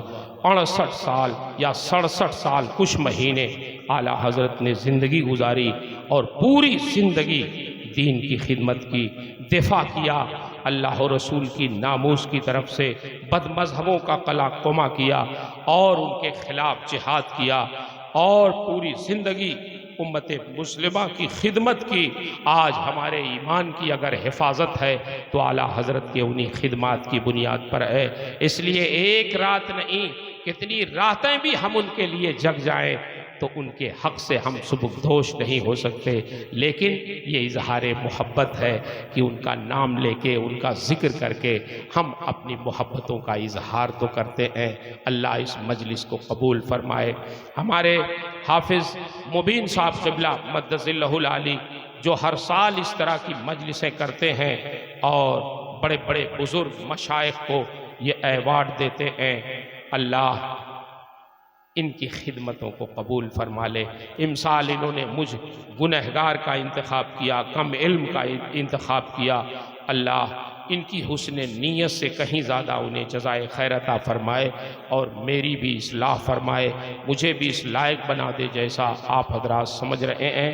اللہ تعالیٰ تمام لوگوں کی خدمات کو قبول فرمائے اور اعلیٰ حضرت کے فیوز و برکات سے مالا مال فرمائے، ان کے نقش قدم پہ چلنے کی ہم سب کو توفیق عطا فرمائے۔ آخری بات عرض کر دوں جو مولانا نے ذکر کی تھی کہ اعلیٰ حضرت کو بھی مانے، اعلیٰ حضرت کی بھی مانے، بولی مانیں گے نا؟ اعلیٰ حضرت جانتے ہیں نماز تو نماز جماعت کی پابندی کیسے کرتے، جب بیمار ہو گئے مسجد ان کے گھر سے قریب نہیں جا سکتے، ایسی حالت میں جماعت معاف ہے، اکیلے گھر میں نماز پڑھ، لیکن ان کا تقوی دیکھیں، 4 آدمی ان کی کرسی پکڑتے اور اٹھا کے لے جا کے مسجد میں جماعت کے وقت رکھتے اور اعلیٰ حضرت جماعت سے نماز پڑھتے۔ یہ اس وقت کی میں بات بتا رہا ہوں جب وہ چل نہیں سکتے تھے، آج تو ہم چل سکتے ہیں، مسجد کے سامنے بیٹھے رہتے ہیں، اذان ہوتی ہے، اقامت ہوتی ہے، جماعت ہوتی ہے، ہم بیٹھ کے گپ شپ کرتے رہتے ہیں، لگتا کسی اور کے لیے اذان ہے۔ بولیے ایسا ہے نہیں ہے، ہم اپنی دکان میں لگے ہیں۔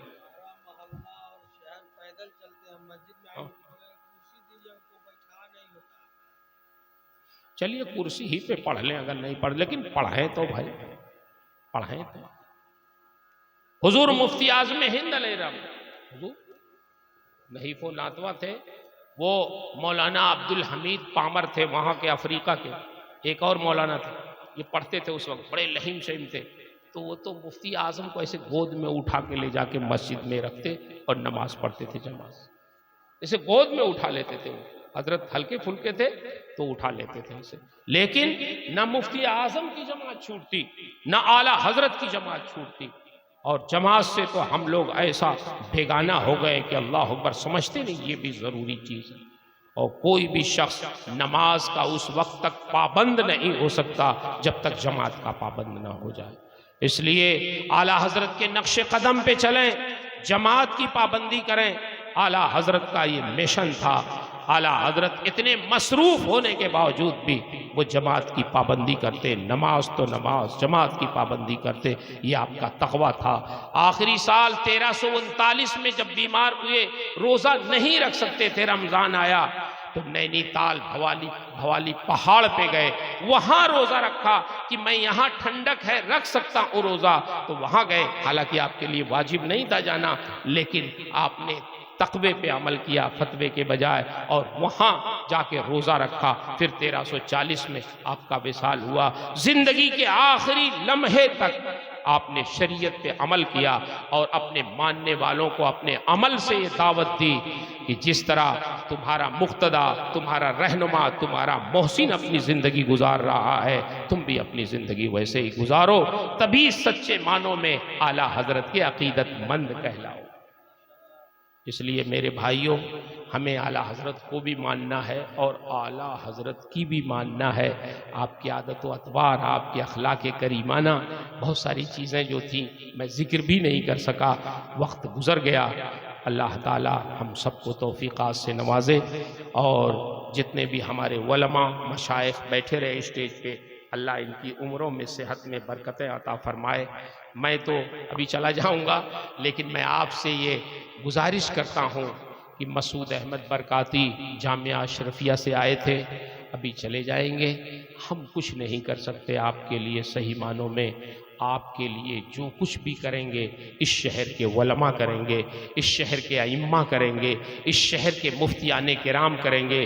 اس لیے اگر میری عزت آپ اس لیے کرتے ہیں کہ میں آپ کا مہمان ہوں، تو میں آپ سے بڑی سچائی سے کہتا ہوں کہ مجھ سے کہیں زیادہ آپ اپنے شہر کے علماء کی عزت کیجئے، ائمہ کی عزت کیجئے، مدرسین کی عزت کیجئے، مفتیان کرام کی عزت کیجئے۔ مولانا مسعود احمد برکاتی مبارک پور سے آ کے آپ کا جنازہ نہیں پڑھائیں گے، آپ کے بچے کا نکاح نہیں پڑھائیں گے، آپ کے پیدا ہونے والے بچے کے کان میں اذان اور اقامت نہیں کہیں گے، آپ کی میلاد نہیں پڑھ پائیں گے، آپ کا فاتحہ نہیں پڑھ پائیں گے۔ آپ کی ساری ضرورتیں یہی شہر کے علماء پوری کریں گے۔ اس لیے میری گزارش ہے کہ آپ مجھ سے کہیں زیادہ ان کی عزت کریں، ان کا احترام کریں، جن کے پیچھے نماز پڑھیں، ان کی عقیدت رکھیں۔ میں نے امریکہ سے آتے وقت جب اپنے ٹرسٹیوں سے کہا کہ اللہ کا شکر ہے میں کئی سال رہا یہاں، لیکن آپ سے ہماری کبھی انبن نہیں ہوئی، کوئی تو میں نہیں ہوئی، کوئی اختلاف نہیں ہوا، تو ان لوگوں نے جو جواب دیا مجھے، انہوں نے کہا مولانا صاحب آپ کے پیچھے نماز پڑھتے ہیں، اگر آپ کی عقیدت مند نہیں ہوں گے تو ہماری ان نمازوں کا کیا ہوگا جو آپ کے پیچھے ہم پڑھتے ہیں؟ اگر آپ کے پیچھے ہم نے نماز پڑھا اور جا کے آپ کی برائی شروع کر دی، پیچھے آپ کی عیب جوئی کر دی، تو پھر ہماری ان نمازوں کا کیا ہوگا جو آپ کے پیچھے؟ اس لیے یہ بات تو ہمیں ہمارے ماں باپ نے سکھائی ہے کہ جس کے پیچھے نماز پڑھو اس کی عقیدت مند رہو اور اس کا خیال بھی کرو۔ 5000 میں امام کہاں ملتا؟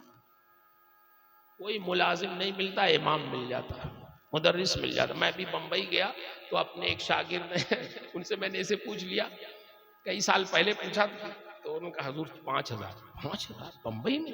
بولے ہاں کئی سال سے میں کر رہا ہوں۔ کہا آج تک کمیٹی والوں نے پوچھا بھی نہیں کہ تنخواہ بڑھانا کی۔ میں کون ہے ٹرسٹی ذرا بلاؤ، بھائی مولانا صاحب جو گھوم رہے ہیں، میں بلاؤ مولانا صاحب بیٹھیے۔ اتفاق سے وہ ہمارے علاقے بھی۔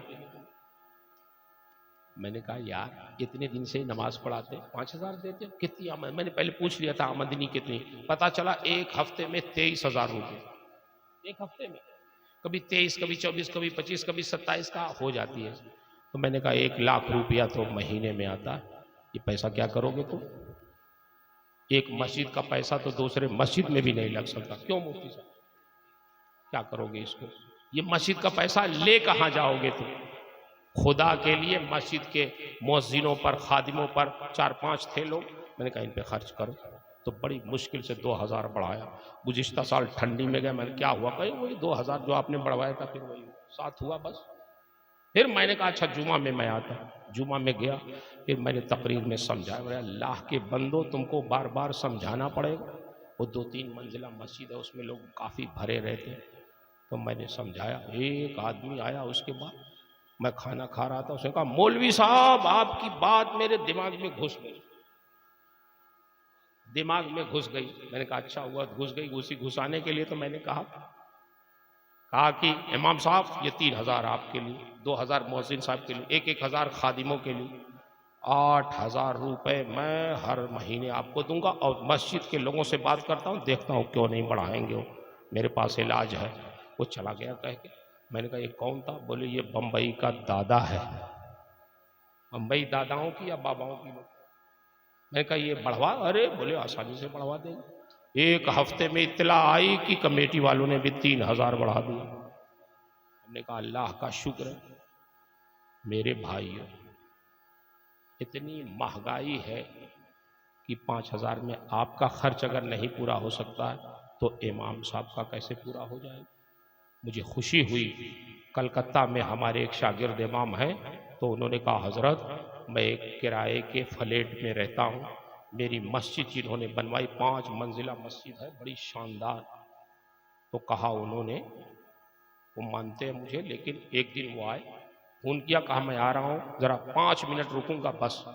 تو کہنے لگے کہ وہ آئے، ایک پلاسٹک لے کے آئے اور کہا کہ مولانا صاحب بہت زمانے سے آپ خدمت کر رہے ہیں اور میرا کاروبار بھی پہلے بہت اچھا چلتا ہے، بلڈر ہے وہ، بہت بڑے بلڈر، حالانکہ نوجوان لڑکا ہے بھی، تو کہا کہ میں سوچتا رہا کہ آپ کرائے کے مکان میں یہ 20 لاکھ روپے ہے، رکھ لیجئے، 15 لاکھ میں آپ مکان خرید لیجئے فلیٹ، اور 5 لاکھ اس کے ڈیکوریشن پہ خرچ کر لیجئے گا، آپ آرام سے رہیے اپنے فلیٹ۔ میں نے کہا یا اللہ تیرا شکر ہے، ایسے لوگ ہیں اگر خرچ کر رہے ہیں اپنے اماموں پر تو یہ بہت بڑی بات۔ میں نہیں کہتا ہوں آپ 20 لاکھ خرچ کیجئے، لیکن جو ضروری چیزیں ہیں اس کو خرچ بھی کیجئے اور دل میں جگہ بھی رکھیے امام کے لیے۔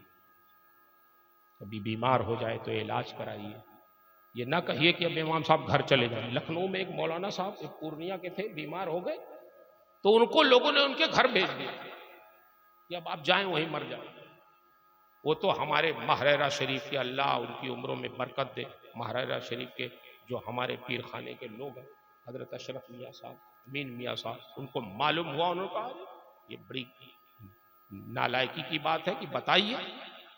پڑھاتے تھے جب تک تب تک لکھنؤ جیسے شہر میں تھے، بیمار ہوئے تو دیہات سے لوگ لکھنؤ لاتے ہیں علاج کرانے، اور یہ بیمار ہوئے لکھنؤ میں تو ان کو دیہات میں بھیج دیا۔ انہوں نے بلوایا، علاج کرایا، خیر کچھ دن تک وہ جاں بحق رہے، پھر اللہ تعالیٰ نے ان کی موت مقدر لکھی تھی، لیکن انہوں نے علاج کرایا، کوشش کی، تو کوشش کرنا تو ہمارا کام ہے۔ اس لیے میرے بھائیوں، احسانات سمجھنے کی ضرورت ہے، انہی سے دین قائم ہے، انہی سے ہم نمازیں ان کے پیچھے پڑھتے ہیں، یہی ہمیں روزہ نماز کے مسائل بتاتے ہیں، انہی سے ہماری دینی زندگی پاکیزہ اور ستھری ہوتی ہے۔ اس لیے اعلیٰ حضرت سے محبت کا تقاضا یہ ہے کہ ان کے غلاموں کے ساتھ بھی حسن سلوک کیا جائے، ان کے خادموں کے ساتھ بھی حسن سلوک کیا جائے، ان کے علم کی میراث کو بانٹنے والے ان علماء کی بھی عزت کی جائے۔ اللہ آپ کو، ہم سب کو جزائے خیر عطا فرمائے۔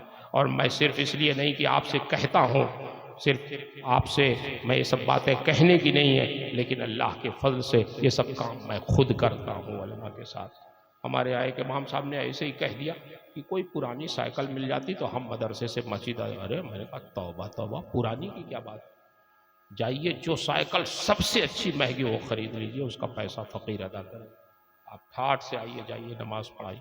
اس لیے میرے بھائیوں، بہت درد کے ساتھ بیان کرتا ہوں کہ ہمیں اپنے بزرگوں، اپنے مشائخ، اپنے علماء کی عزت کرنی چاہیے، اور اختلاف سے، انتشار سے بہت دور رہیے۔ اپنی جماعت کا جو بھی عالم ہے، چاہے وہ کسی بھی سلسلے کا ہو، وہ سلسلہ رضویہ کا ہو، سلسلہ اشرفیہ کا ہو، سلسلہ برکاتیہ کا ہو، سلسلہ چشتیہ کا ہو، کسی بھی سلسلے کا ہو، اگر وہ سنی صحیح العقیدہ ہے تو اس کی عزت کیجیے، اس کا احترام کیجیے۔